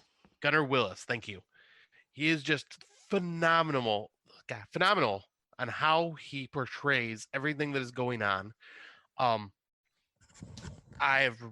have never felt so emotionally invested in characters that are not even on the screen. Mm-hmm. When it's just streaming a stream of text, and like the way they build these characters through these text messages, like I think you and I both had a tear in our eyes during one particular scene. Yep, and we can talk about Clyde when we get there. Yeah, but yeah, and it's like, and it shows this video game, like multiple video games, like because it's like each level is something different. It reminded me of a really shitty version of Zelda. It kind of reminded, like, yeah, because each one was like a different Doom style. Yeah, I'll or say Doom. There was a couple parts in the video game that reminded me of like an indie version of Doom. And what's really great about it is you see him setting up, and he has a min person named Clyde, who is like, he's coming, and everyone's like, why is he not here yet? He's like, don't worry, he'll be here. And I guess he was a couple minutes late because of technical things. He talks about that at the beginning. Welcomes everyone to his channel, and he gets into playing, and he's making jokes, and he's talking about the indie game, and he's like, oh, where are we going now? Oh man, like this is crazy. Oh man, guys, I can't believe I died there. Like, and he's doing stupid shit and just looking at the camera and having these reactions like, all right, well, maybe I'll just try this. What? Like, and it's fun at first. And then he notices that users start disappearing.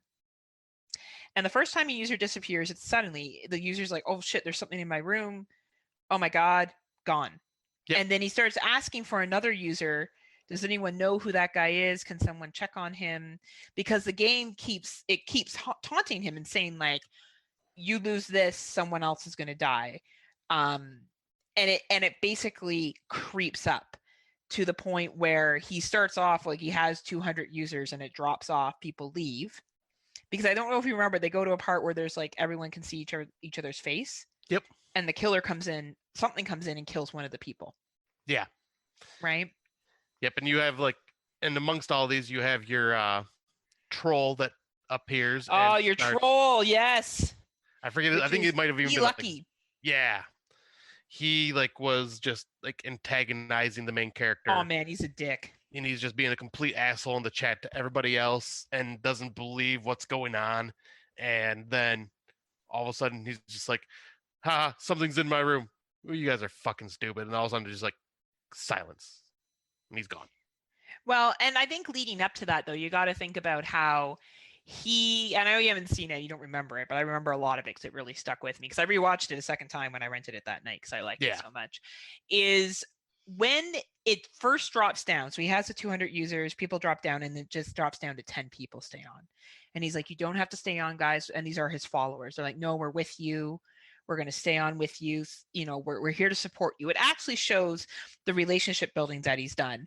And D Lucky stays on because like, no, I'm not going anywhere. I want to see you fucking fail. Like you're a loser, blah, blah, blah, blah, blah. And this Clyde guy is his admin person. And they're like, no, it's okay. We got this. Let's do this. And eventually he does manage to pass several levels. It does let those other 7 people go. He has to choose 2 people. So Clyde volunteers. And then the D Lucky's guy is like, I dare you to keep me on. So he does. He chooses those 2. And Clyde is right with him up to the end. You're like, D Lucky is just a complete fucking ass, and he loses 1 level, and he gets killed, and he kills him. Yeah. The game kills him. And because I forgot about the parts where he's actually having to pick the people to come with him. Yeah, he picks those 2, and Clyde volunteers, and so does D Lucky. Because D Lucky's like, come on, dare me. I dare you. You won't fucking pick me. I dare you. Yeah. You won't, right? And he dies.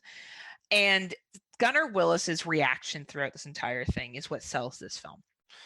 Yes, because like you just see him getting like just more distraught and progressively sad as he's knowing what's happening. And scared. And scared, right? And he can't play the game. You stop the game, everyone dies. And he's already seen that people have died. They showed it on the screen. Now, the only thing you got to wonder is these people that went off, would they have had the technology to call the police or local authorities and maybe alert of what was going on? Because there were people that were able to exit. Or maybe they didn't think it was real. Maybe they thought it was a stunt by Scott to get more ratings. Right? Right. Because and like the one part that it really is emotional is when it just ends up being him and Clyde.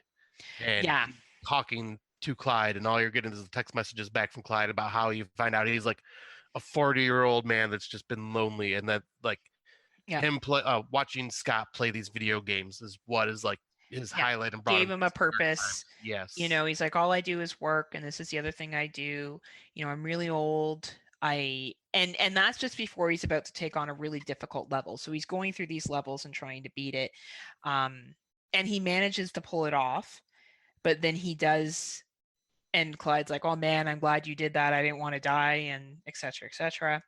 And then during the next level, it's obviously very challenging. Like you're watching this thinking like when you play video games and like it goes up from one step to the next and it gets harder and harder and harder. And the next, and you're watching him play and you're invested. You're like, holy fuck, I hope he wins, right? And he loses and Clyde gets killed. And he shows Clyde's picture on the screen. Yeah. And Scott says, you'll regret showing me his face to the game or to the screen, right? And his face when he delivers that line is haunting. It's haunting and just has such an impact. And for one person, for one character to pull that off in a movie is fucking phenomenal. And this movie will not be for everyone, okay? You may watch this movie and you may not like it. But the fact that it was written so well that the text was able to bring emotion out from the audience, and that Gunnar Willis, Scott's character, was able to engage with that text, was able to treat it like it was another actor and reacting to it. And that line, you know, I saw this movie in January and I can still remember him looking at the screen and saying, you'll regret showing me his face. Yep. And you see that look of determination that he's going to beat this game. And of course he does. And at one point he had to kill another character. Now we've established that if you die in the game, you die in real life. Mm-hmm. And he killed this character because he had to. He tried to avoid killing this character, actually. The other guy kept trying. He tried to run away from him. He tried to avoid it and eventually had to kill him. So the live stream goes, the game is like, you need to see, or we're going to show you who you killed. And it was a little kid. A child, right? So you see the child playing, you see the child die, and then you see the child have a look of fear on his face, and the camera fades out. And it flashes back to Scott, and Scott is now destroyed. Yep. So we beat the game, but it has completely destroyed his life. And then there's videos of him afterwards saying, don't play this game. It's not a game, it's reality. And then people are sharing it going, oh man, this guy's talking about how this game's real. Like, it was just so fucking smart. Yeah, it played on the technology of the time, of the streams and everything like that. And this is, I'm going to be rewatching this before the end of the year, because this will probably be high on my list because it's still that much of an impact on me. Like, this film for just a one-man show with text messaging. And it cost $6,000 to make. Yeah. So please, if you have not seen this, go rent this movie. And to give you an idea, I did refer this to another podcaster, Brandon Orlick. I don't think I've even told Scott. I've been telling him he needs to watch it. He said, well, you and Scott have praised it. And I'm like, I'm really not sure if you're going to like it or not. I really hope you do. So he messaged me and he goes, I didn't like it. And I'm like, really? He's like, I loved it. Oh, wow. So, it's not just Scott and I that have enjoyed this film. There's other people that have. So please check it out. Mark Nato is another one. Mark Nato is another one that's... He's the one that recommended it to us. It's true. You're right. I forgot about that. And it's the acting by Gunnar Willis, man. Like, this guy fucking owns this movie. He does. His reactions are so legit. You honestly feel like you're just watching a dude play video games that got put into this situation that is now. And there's one point where the video game talks about, like, tell us about you. Who are you? And he talks about how he's a loser and he's never really done anything. And this is all he has. And he's like, is that what you wanted to know, game? And the game's like, yes. Like, the game really gets in his head. And it's just so fucking well done. Like, please, please, please check out this film. It reflects social media so well and emotion well. Yeah, and as far as we could tell, I think this was Gunnar Willis's only film that he did too, like his first time acting, wasn't it? I can check out I have him right here. No, he's been in Body Swap. He's been in A Nun's Curse. He's been in a lot of Dollface. Oh, okay. So he's been in some low budget horror. Very, very low budget horror. So this is probably, I follow him on Instagram as well. Because I like him so much. Yeah, because I know like when we watched this together, like you and I were not talking at all. Usually we're talking back and forth through the whole movie. Yeah. And we were just dead silent, and we would, because that's back when we'd always stay on camera, and you and I would just look at each other and just kind of like stunned disbelief at something that's happening on the screen, and then we would just go back without saying a word. Yeah, and it pulled the emotion from you that you didn't even realize you had. It's and somebody may watch this movie and go, it's a piece of shit, I don't like it. That's fine. Yeah. So far I've showed it to people of different, Scott and I both liked it. Mark Nato, Brandon Orlick, all of us have slightly different tastes. So we've all enjoyed it. I definitely think it's a good movie to check out.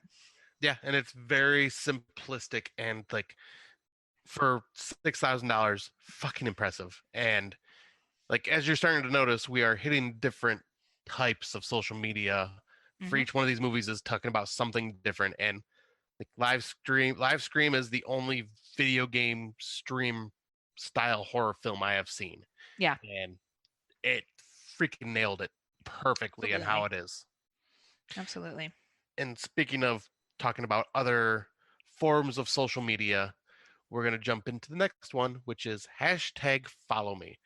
And it is a British 2019 found footage horror film where 3 British women from London, consisting of a YouTuber and her 2 friends, go missing from a motel in California while traveling from LA to San Francisco after posting on social media using the hashtag #FollowMe. Now, this movie has a lot of conflicting opinions. Not a lot of people like this film, and I can see why. The main ladies are kind of annoying, but they're supposed to be annoying. They're very vacant. Yeah, very vacant, over the top party girls. Yes. Yes. And also the YouTube social media personality that's always at 100. Yes. Constantly recording, constantly wanting to be in the limelight. But if we look at found footage of this, the found footage is actually really good. Yeah. Her video blog covers everything from them being in the airport waiting to board the plane, to being on the plane, to getting their rental car, going to their Airbnb, hooking up with dudes that they bring back with them, except for the main girl because she has a fiance. Yep.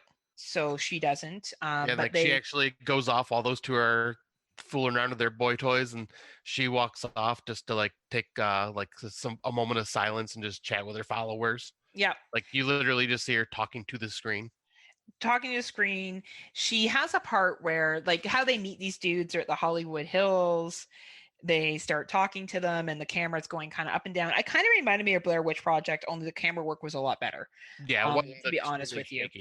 And you see these girls talking to these dudes and getting associated with them, and like the awkwardness of everyone getting to know each other. And then eventually the girls banging these guys are hungover the next day. Their car breaks down on their drive.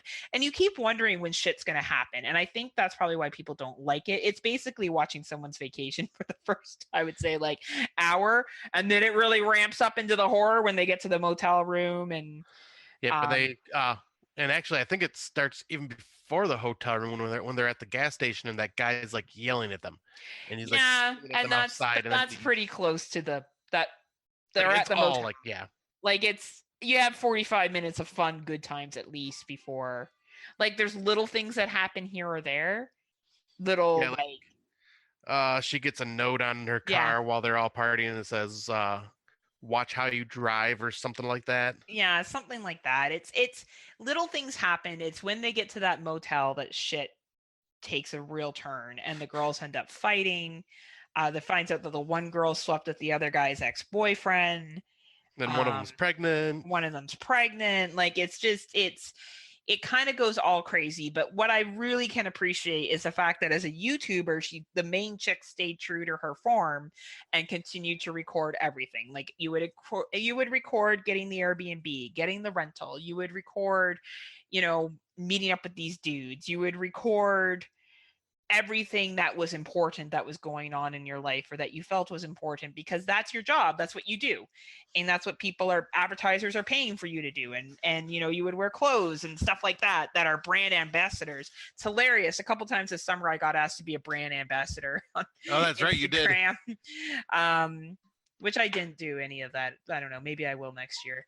But yeah, like it's you can make a lot of money on YouTube, and I think a lot of people fantasize about getting to that YouTuber rate where you can just do what this chick did, take a trip and make tons of money off it. And I believe they were going to a conference, like a YouTube conference. Yeah, because she was going to meet her fans. And there's even a part where she meets a fan and she has a picture with her and like another just young like person. Yeah, and you see she's all excited like when she recognizes her and stuff like that. And my opinion on this like changed dramatically because I watched this just as a random first time watch a couple months back, and I told you I couldn't stand it. Like I was just you didn't like the characters. The characters were so annoying that I just hated it.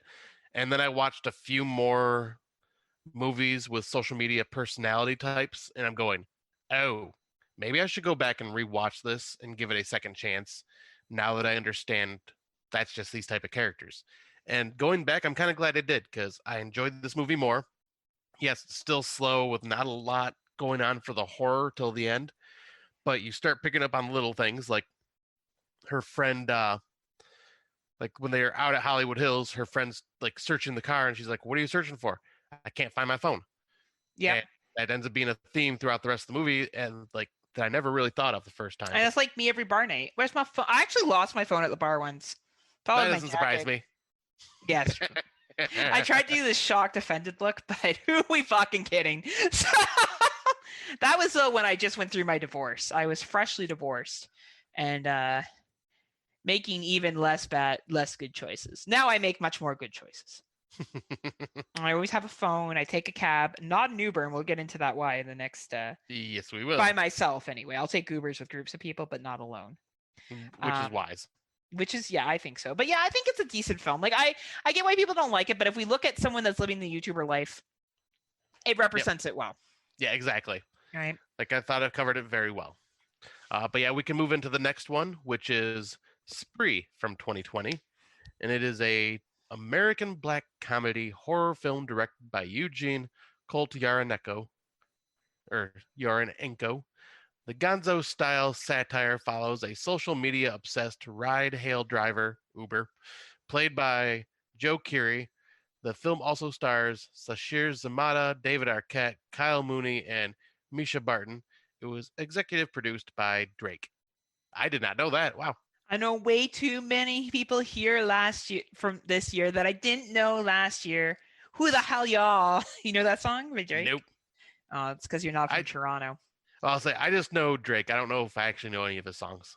Or if I did, I just wouldn't know it until I heard it. You used to call me on my cell phone. No? Nope. No. Doesn't ring a bell.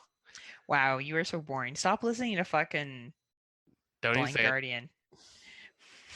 That's all you listen to. No, it doesn't. Did you just say I hate you? No, I said, God damn it.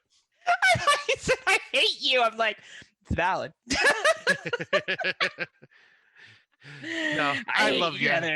I love you so much that I just continue to annoy you every day. I know, every day. Literally, guys, since November 21st. You wonder why I drink. Like, oh, Scott. What? Scott, stop talking about horror, Scott. Oh, sorry. Well, we might as well end the podcast now then. That's an inside joke, everyone, that Scott and I have. I'm sorry that I keep throwing it in. And I really wish you were more excited for Christmas. Anyway, continue. It's free. So you're going to dress up a pumpkin like a Christmas tree? Damn straight I am. You're going to have a pumpkin star on top. Can you imagine? Pumpkin star. Like pumpkin latte? Yeah. I do like the Christmas drinks from Starbucks, though. Too much peppermint. Fuck you, Scott. Like now, hot chocolate flavored, sure. Shut up. No one cares what you like. Yeah, I know. No one does. No, that's not true. Everyone cares about you. You're super popular. You get memes made about you. Well, that's because I say the stupid shit. No, it's because you're funny. You're the brains, the body, and the comedy of the show. I'm just a chick that drinks like a slut and goes out to the fucking bars to party it up. Sprees, you know what? Hashtag follow me is actually Amanda, Amber, and Ann and I should do a fucking video. Follow me too, and it will just be me going out to Aspen's for the night in Hamburger and doing tequila shots. Oh boy. You wouldn't regret that video at all. No, I'm sure I would never regret that. I'm sure, as we talked about presence on social media. Anyway, I'll let you finish the synopsis of this. All right, so the synopsis is a young man named Kurt Kunke is obsessed with being a social media star and going viral. A child he used to babysit, Bobby, is now an internet star who frequently makes live streams and has high viewer numbers, making Kurt jealous.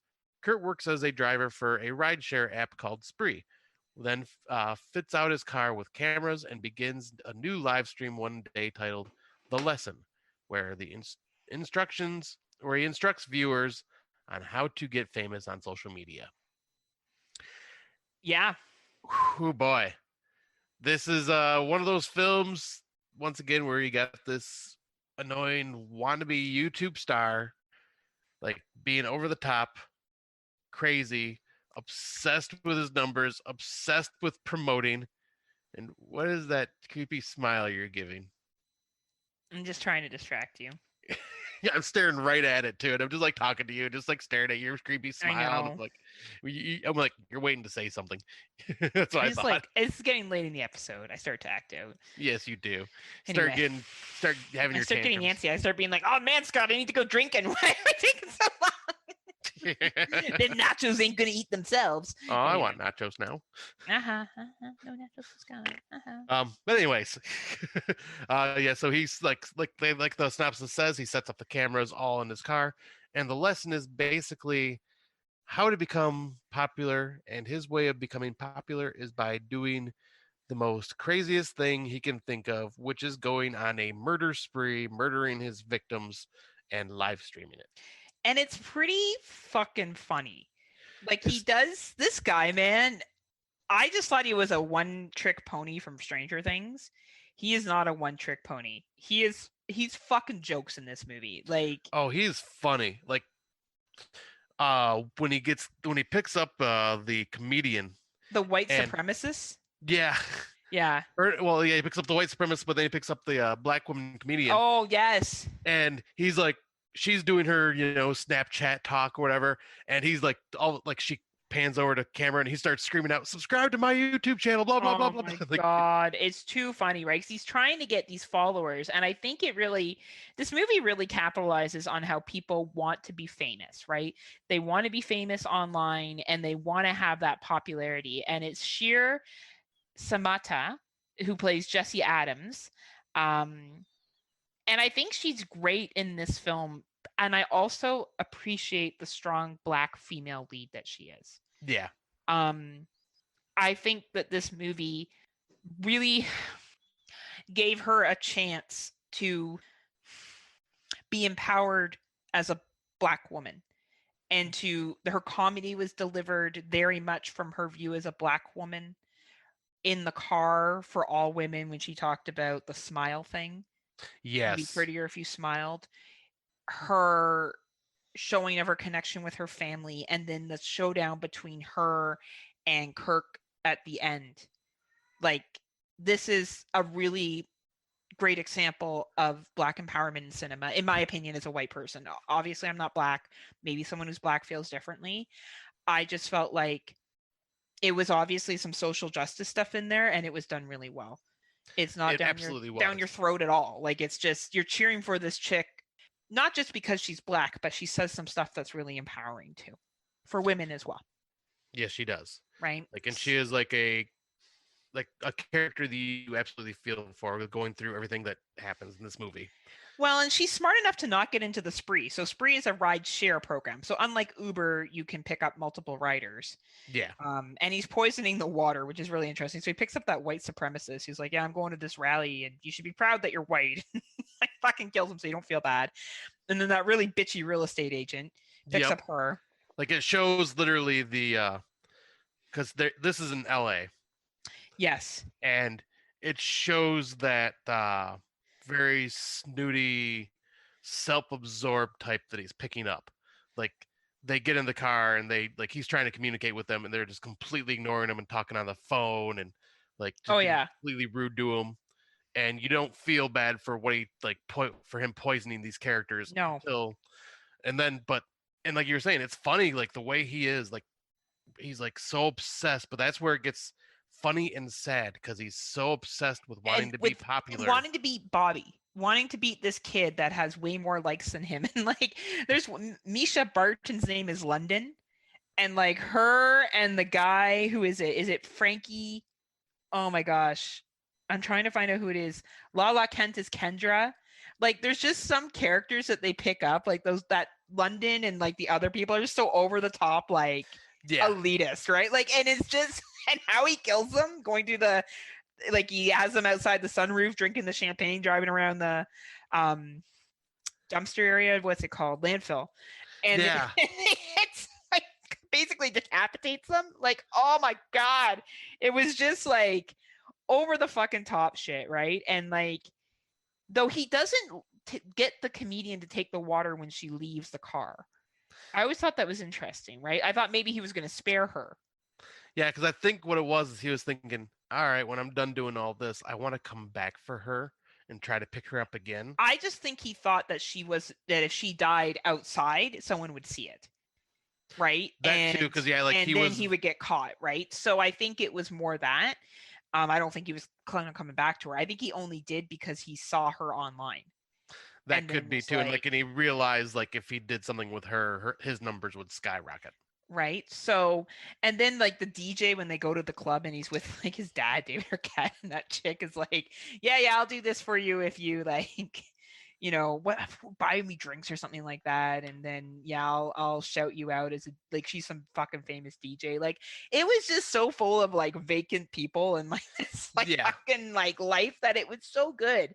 Though it does get kind of dark, like when it gets to that third act. It does get really dark. He gets really dark. And it gets kind of, you start feeling bad killing for Bobby him. Is pretty fucked up, right? Like even though Bobby was a brat and like he was really fucking mean to Kurt, you know, you didn't really want to see Bobby die. And you see Bobby die pretty violently. Like and he's and he steals Bobby's phone and like has now all of Bobby's followers. Yeah, because he steals Bobby's account and has all of Bobby's followers as he's doing all this fucked up shit.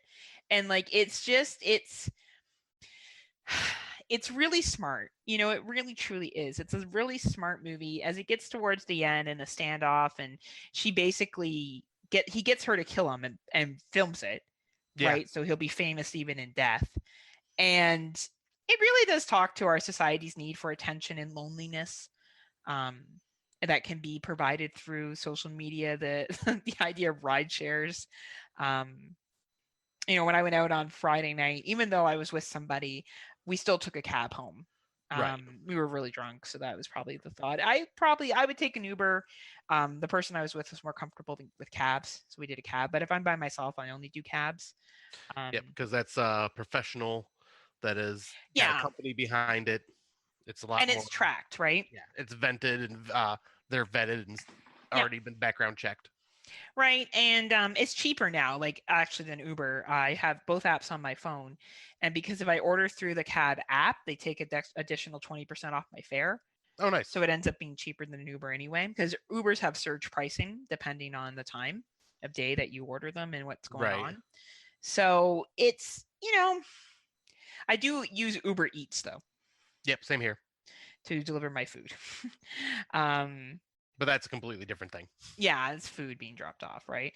But yeah, I don't know. I just feel like Spree is like that leap into 2020. Like I feel like each of these movies kind of built on social media, and Spree was like, I'm here, bitches. Like, welcome to Spree, right? And I just feel like it incorporated YouTube with the feeling of isolation, with ride shares. Like I just feel like it hit up everything really well, and it did it well. And he talks about even... Sorry, go ahead. It's like, because it's a movie for the times, because like the ride shares, the YouTube sensation, the obsession with your YouTube sensations. the obsession with the numbers. Yes. It Having covers cameras it all. all over the cab, like that, and the reasoning why he does that, right? Like, Yeah. he gives different people different reasons as to why, and like, it's just really well done. And he's a good little actor, man. Like, I look forward to seeing him in more stuff. Yeah, same here. I don't want him to be stuck being the stereotyped as Steve from Stranger Yeah, Things. Rest and of I the like Stranger Things, but like, the dude is better than Stranger Things, Yeah, exactly. right? You can find better stuff. And go Drake. So glad that you threw money into this, Drake. You and your $1 million Canadian bird money. You know, it was God's plan. God's plan. I guess you don't know that song either. No, I would probably have to hear it with the beat, and then because like lyrics wise, I probably don't know it. Because you only listen to Blind Guardian. Mm, What else do you listen to? I hate you. What else do you listen to? Let's see, Dead South, Sonata Arctica, Ice Cube.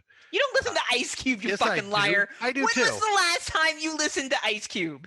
Let's see. Last week I listened to Today Was a Good Day, and then such a white song. on Tuesday I listened to Arrest the President. Oh yeah? Mm-hmm. Oh, that makes sense. Because he was talking about Trump. No, that's fitting. But I know even you though like Ice apparently Cube. he's a Trump supporter now, so who knows? It's weird. He's a Trump supporter now? Or something along those lines. I'm reading that he's like all about like supporting like Trump's policies. Oh. Ice Cube, what happened? Yeah, what happened to fuck the police? Yeah, Ice Cube. Shit. Now I'm curious. He's 51. Wow. That movie Straight Outta Compton. Not a horror film, but that's a good movie. I still need to see that. That's actually one that I've been wanting to see, and I just haven't. Yeah, you'd like it a lot. Easy and like I don't know that much about rap. I pretend like I do, but I don't. I know a decent amount at least about Eazy-E because I used to be a big Eazy-E fan. You would enjoy Straight Outta Compton. It's good. It's a good series, good movie. But yeah, I feel like I can't imagine where we're gonna go from social media after Spree. Like Spree is just a fucking roller coaster. Definitely check them in watching it out. It's a good 2020 film. Definitely will grace some people's top 10s, top 20s maybe. Watch it. Yep. High recommend. Ha. Cause I got high. Cause I got so high. Cause I got high. I'm gonna clean my room, but then I got high. Ooh. We won't sing the other parts. Well, it gets really graphic. It's funny though. I don't know. I find that song funny, though not as funny as the song I shared with you. What was it? The one of I don't fuck with you. Remember that one? Oh yeah, I don't fuck with you. We won't go into all the lyrics because they get pretty nasty, but I always find that song really funny. Anyway, so I guess we'll move into our Out of the Dark segment. Are you ready? Yeah, I am. I wasn't sure if you were pausing there. I'm trying to read exactly what I wrote. Last time I talked to you, I told you to share this dog, the blow up dog Christmas that I had. So I bought this dog that has a scarf and a hat, and it's really cute. And I think you should get one to add to your Christmas spirit. Nope, it's got to be a blow up cat. And you got to stop trying to convince me to get a blow up doll, Heather. I already have one. I know you want a blow up doll for decorations, and that's very weird. Most people kind of don't want blow up dolls out. It's a dog. I think you just have an unhealthy obsession with my dog. Look at you're a creeper. I'm trying to see. We talked online about the Out of the Dark session. I think we were talking about where do we see social media movies going from here? Found footage, right? What's missing? There hasn't been much with Instagram yet. I wonder what you could do with the gram. You know, you are right, because that is kind of what I was thinking. Like, what could be possibly done? Because I mean, there's the stories on Instagram. There's the photos. Like, you could do the typical somebody getting obsessed with someone else on Instagram. I know I've gotten a couple of offers to be a sugar baby on Instagram. Well, I got offered to be someone's, a big furry bear or sexy bear. But no one's offered to give you allowances for your service. No, that's why I need to do an OnlyFans. I actually had some dude tell me he would pay me an allowance. I remember you shared that with me. And I remember thinking, like, first of all, that's very flattering, but I'm old. I'm not really a sugar baby, more like a sugar toddler. More like you're going to be spending a lot of money on my ass. You're going to be giving mortgage payments. Like, fucking Kate Spade ain't gonna cut it. But like, I wonder what you could do. And I'm not sure if that, trend with Instagram of like, oh, the stalker is overdone. Like, what if there was a ghost account of Instagram and you followed it and you saw these horrific things happen on Instagram and then it happened in real life? Yeah. So you saw someone get run over by a truck, and then you walk outside and one of your friends gets hit by a truck. Same thing that you saw on Instagram. And every time there's a new video, you know that whatever happens is going to happen around you. Yeah, so kind of like a because final you're following destination, this account. Almost like a final destination of Instagram. Yeah. That'd be kind of cool. Because and you can't unfollow the account, so you try to unfollow it and it won't let you, and you're stuck with waiting for every time something posts and being afraid what's going to happen, and then you're trying to break the chain, and you realize that, maybe this goes back to people not being safe with watching, but then when it happens to them, wanting to remove and they can't. It's fine when it was happening to somebody else, but now that it's happening to me, I can't handle it. Yeah. I like that. That's actually a really good idea. Man, I'm just like, what am I doing here in Waterdown, Ontario, Canada? Yeah, what are you doing with my little low-life ass? Get yourself out there. Get yourself out there. Get known. Get some movies made, right? But I think that would be a way to incorporate Instagram. And make it like not the typical stalking thing, something else. Yeah, I like that idea. One I had, like, this feels like it's overplayed to death, but just because we always joke about smoke shows OnlyFans. Mm-hmm. Since OnlyFans has become such a popular thing now, like the possibility of like the creepy stalkers that fall in love with a person from those types of videos. But like I said, that's been overdone a million times. But you know what? It hasn't been done. It's always guy on girl. What about girl on girl or guy on guy? Yeah. Like, what about a dude that's gay who does, or straight, whatever, does an OnlyFans, and then some dude gets obsessed? Yeah. Like, that could be really interesting, like, to do that way. Like, and then I was also thinking, and you know what? You make it a guy that's married, and then he's just doing it for money, and now he has this other person stalking him. You do the classic scene where the guy comes home and his partner, whoever it may be, is like, "Oh, your old friend from college stopped by for dinner," right? Like, and just do creepy shit like that. That would be pretty cool. Yeah, I'd like to see something like that. That's a very interesting way of doing it. And there's also this one I was going to say, but apparently Sick House already kind of took that. I looked into Sick House, that movie that was mentioned above in your information. Yeah. But I was thinking, like, create a movie with just Snapchat, and like, yeah, because there's not been a lot of Snapchat, but like you could use a lot of the filters and just like add them throughout it. Like, part of that was used a bit in Come Play with the filters. Yes, it was. But yeah, I was thinking, oh yeah, like maybe someone could make a movie with just like the Snapchat stories, and well, apparently that's exactly what Sick House was a fake documentary about a horror film, but done in the Snapchat stories. That's really interesting. Yeah. So I think there's still definitely more to be done in social media. There's more social media apps that are opening all the time. I got a great idea now. What? The next Purge movie. It's going to be found footage social media based, following the lunatics on Parler.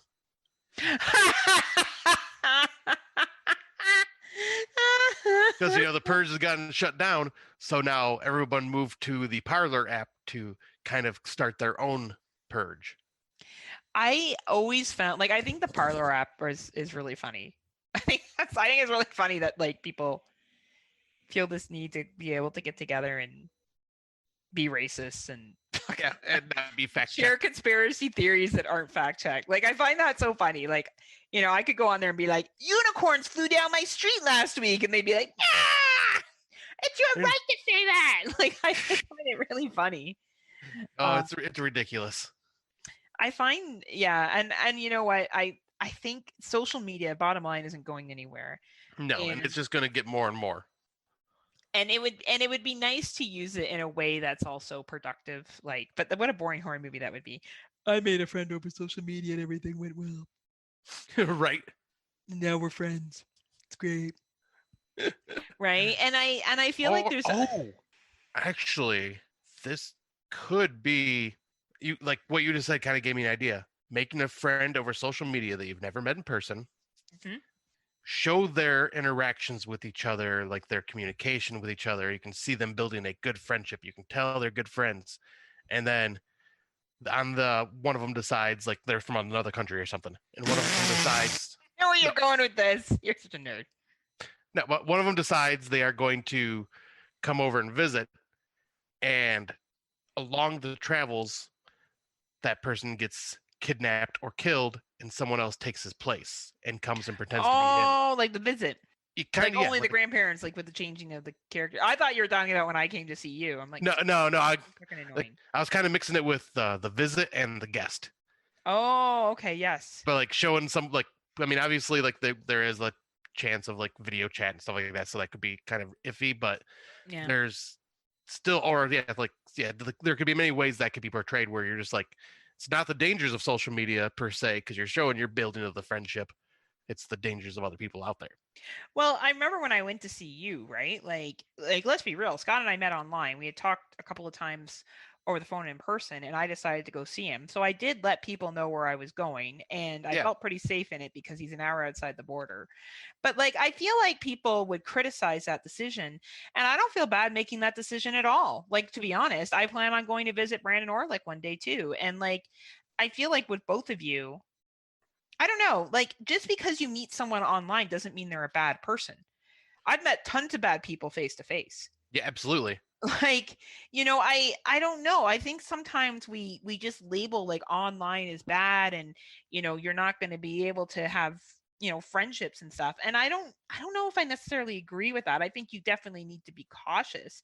And I never got any creepy vibes from Scott ever. No.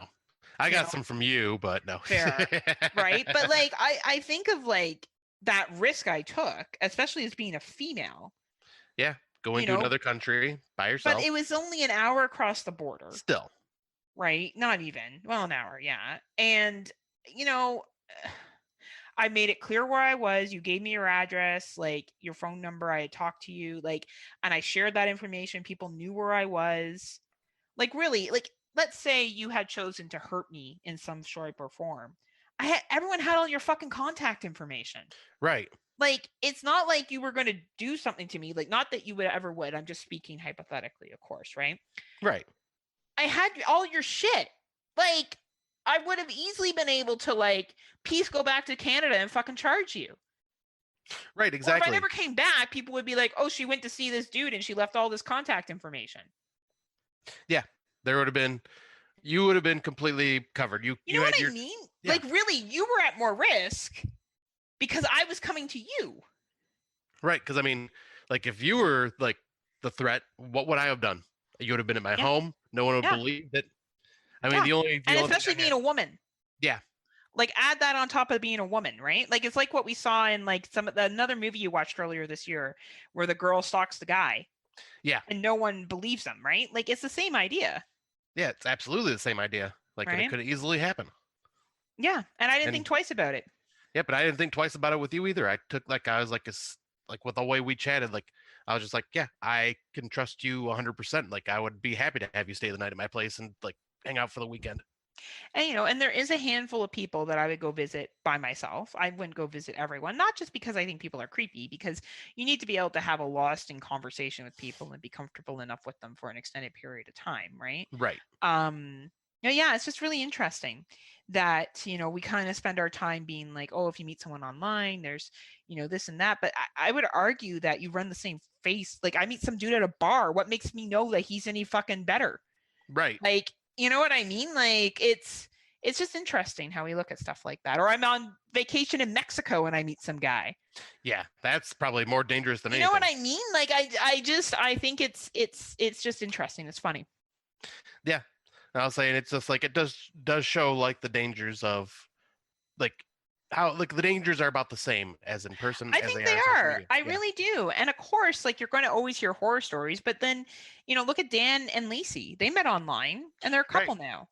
Like, there's other people that have met up. You and Adam met online, and you guys hang out, right? Yeah, like you and I, and like we are like you are one of my best friends. Yeah, like I don't know. I think that you have to kind of use caution and of course like look at risks and stuff. But like, I went over to Christian's house and hung out with Christian. Now, mind you, that's just in Burlington, Ontario, which is right beside me. But still, Right, like, you went to his house though. And he had me at his house. Yeah. Right? Like, not that I'm so intimidating. Yeah, I'm sure Christian's gonna listen to this and be like, "Ooh, I was so scared." Well, I mean, you can be intimidating. That's true. You scare me. It's true.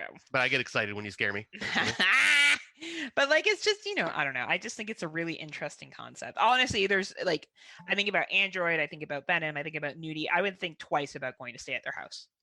Right. Like, I feel like I know all three of them so well, I would be 100% fine. Android at his house, I just have to eat a lot of green chilies. That would be right. Thing that would be tough. But I would never, ever even be concerned around them. Ever. Right. Like, would that even come to my head? And I think that's just over a year of working with them. You just develop a relationship. Yeah, that is 100% true. Like, right? I mean, hell, and you and I developed the relationship before we even started working with each other. Yeah, that's true. Like, we didn't even start our podcast till the second time you came and visited me. Well, we had talked about it when I first came down. Yeah, because like that's how we came up with the idea of the Friday Nightmares. Is we went out and had coffee and discussed the whole thing. But like we weren't planning on recording until like the second time you came to visit. It's true. And then now look at us. We'll never visit each other again because, your country can't wear fucking masks. So... Right. And it's fucking pissing me off beyond belief.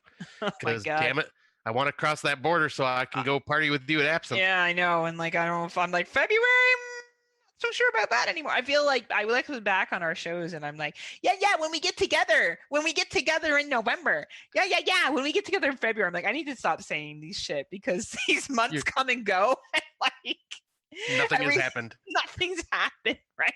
Like, it will definitely be over a year before we will hang out again. I have no doubt in my mind. I know, and that fucking sucks because what was it, February like 8th or 9th, because I have the tag from Astronomicon. Yep. And you stayed one more night after Astronomicon was done. Yes. And yeah. Like, honestly, like, we'll be lucky if you come up here in February. Yeah. Like, the way we're going right now, mid-November, both of our areas have numbers going up. There's no vaccine available yet. I don't see it. Everything is in the air again. And, right. And bringing up, hey, we're meeting in November. Next Friday was when we were going to be hanging out again to go to Days of the Dead.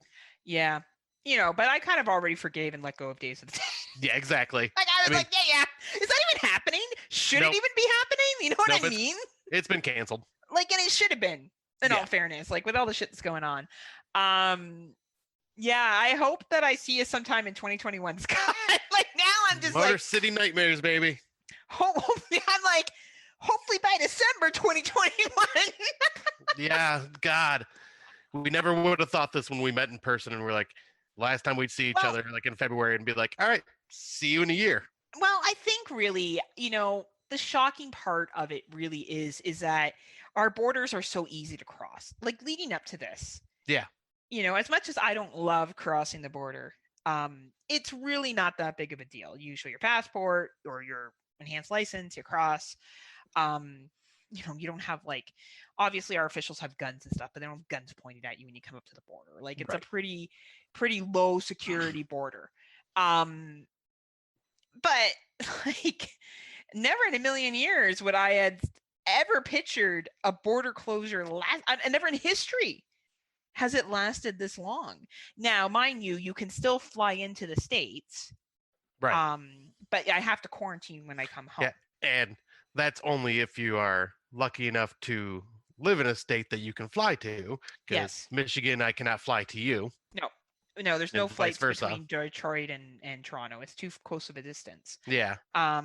So like our borders are just like, the border shut down for us really just fucking just shut us out. Yeah, it really did. And, I understand why. I do. I 100% get it. It is what it is. It's just really interesting how we're in this situation where, really a month ago we were like, oh yeah, for sure, February for sure. And now it's like, well. But I think once we get a vaccine and, things are moving along, hopefully 2021. And really, you don't want to come up here until Absinthe is back being like, right now it's table service only. And that's fine. Right. but we want to go when it's hopping. We want to go when the party is ripe and we can hook you up with some ladies. That's Hell yeah. Right. So, that's going to be when it's mint. So yeah, we'll see what happens, but everyone just keep doing what you should be doing, and like, let's love each other. Yep. And let's all, social media, everyone just get together, like, and message their friends. And, this is how you build friendships now too. Like, we have built many friends over the last year and a half just through social media. Yeah. I know a lot of Americans now, so I get to brag. I'll be like, well, my American friend. Right. Right. And I can be like, my Canadian and my Australian buddies. That's true. Oh, Tim Davis and Daniel. And they're fluffy bum bums. I know. Love them, even though they don't read my review on their show. And we read it on our Facebook Live though, Heather. Not the same thing, Tim. Not the same thing. You've just been called out, Tim. I know. I haven't seen them do any episodes though recently. No, I'm wondering Tim if they on vacation? Yeah, Sam. Well, I think they said they were gonna take a little brief break. Oh, did they? Oh wow. I think so. Must be fighting some sharks somewhere or something. Yeah, Tim's probably punching a kangaroo and punching a shark, and he's like, "Fucking seagulls steal my ice cream." Man, so sorry. Our next episode will be on the mockumentaries. Yes. Found footage. So we'll be cleaning or finishing off this found footage set. Then we will be doing a Christmas show. Because Christmas and horror go together. That's right. And then finally, we will be doing top, I don't know, 10, 20. I don't know what the fuck we're going to do. Yeah, we'll just kind of have this discussion online here, but I was thinking a top 10 of 2020 and a top 10 of our older films on what has impressed us. Oh, that's actually a really good idea. And that way we can just talk about some older things that we may not have talked about much on our show. Look at you, huh? Thinking outside the box. Finally, you're becoming the brains. Don't worry though; those will get sloshed around, and they'll probably pour out the side of my head at some point like a leaky faucet. I'm a little teapot, short and stout. Dump my head and pour them out. But yeah, that's exciting. 3 more episodes, and that will finish us off at 24 episodes this year. And then right after that would be our 1-year anniversary with our show after our year end. Yeah. Somehow we've made it. And I'm not getting you a present. Don't even ask for one. I'm sending you a dick pic. Don't. I already have 15 of yours. It's fine. I get it. I know what your dick looks like. Fuck's sake. But what if I put a... There's not that many angles, Scott. Like, I get it.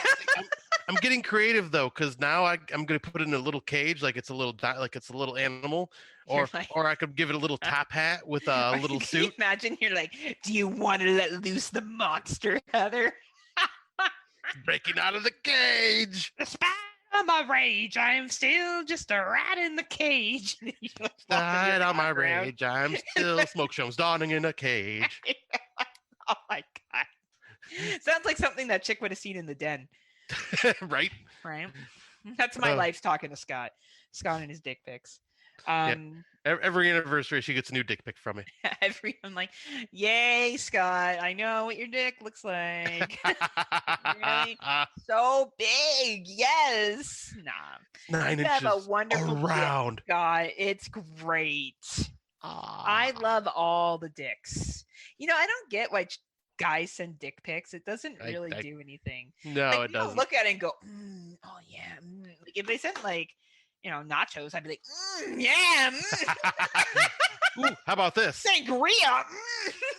How about a dick on a platter of nachos? Oh, with like queso and shit on it. Yeah. Oh yeah, for sure. Put a little bit of salsa on there, make it burn a little. Oh my! Oh dear! Oh dear! Like, all right, we're going too far. The dick is fine, but I need the dick to be doing something. Like, if it's just sitting there, if I can't touch it or taste it or use it, I don't use it as chapstick. No, Scott. Maybe that's what your girlfriend does, but that's not actually my how girlfriend it's is done. my hand. You're like. She's like, just a tip, Scott, and like does her lips with it. Oh my God, what is wrong with us? Welcome to our fans only podcast that Scott and I are now doing. We have gone off the rails. I think it's time for us to sign. Right, that's true. We're all excited that we only have 3 more episodes left. We're gonna make it to 24. You're excited. Feel these nipples. No. Come on. There's a border, Scott. There's a closed border, and it's your fault because you won't wear a mask. Scott's wear a mask all the time. Don't you put that shit on me. He's an anti-masker. Oh, fuck off, you Canadian. Here you thought you were gonna get hate from Blair Witch. Now it's gonna be even worse. For something that I am against as it is. You're against wearing masks. Yes, we know, Scott. Just kidding, everyone. Scott is not an anti-masker.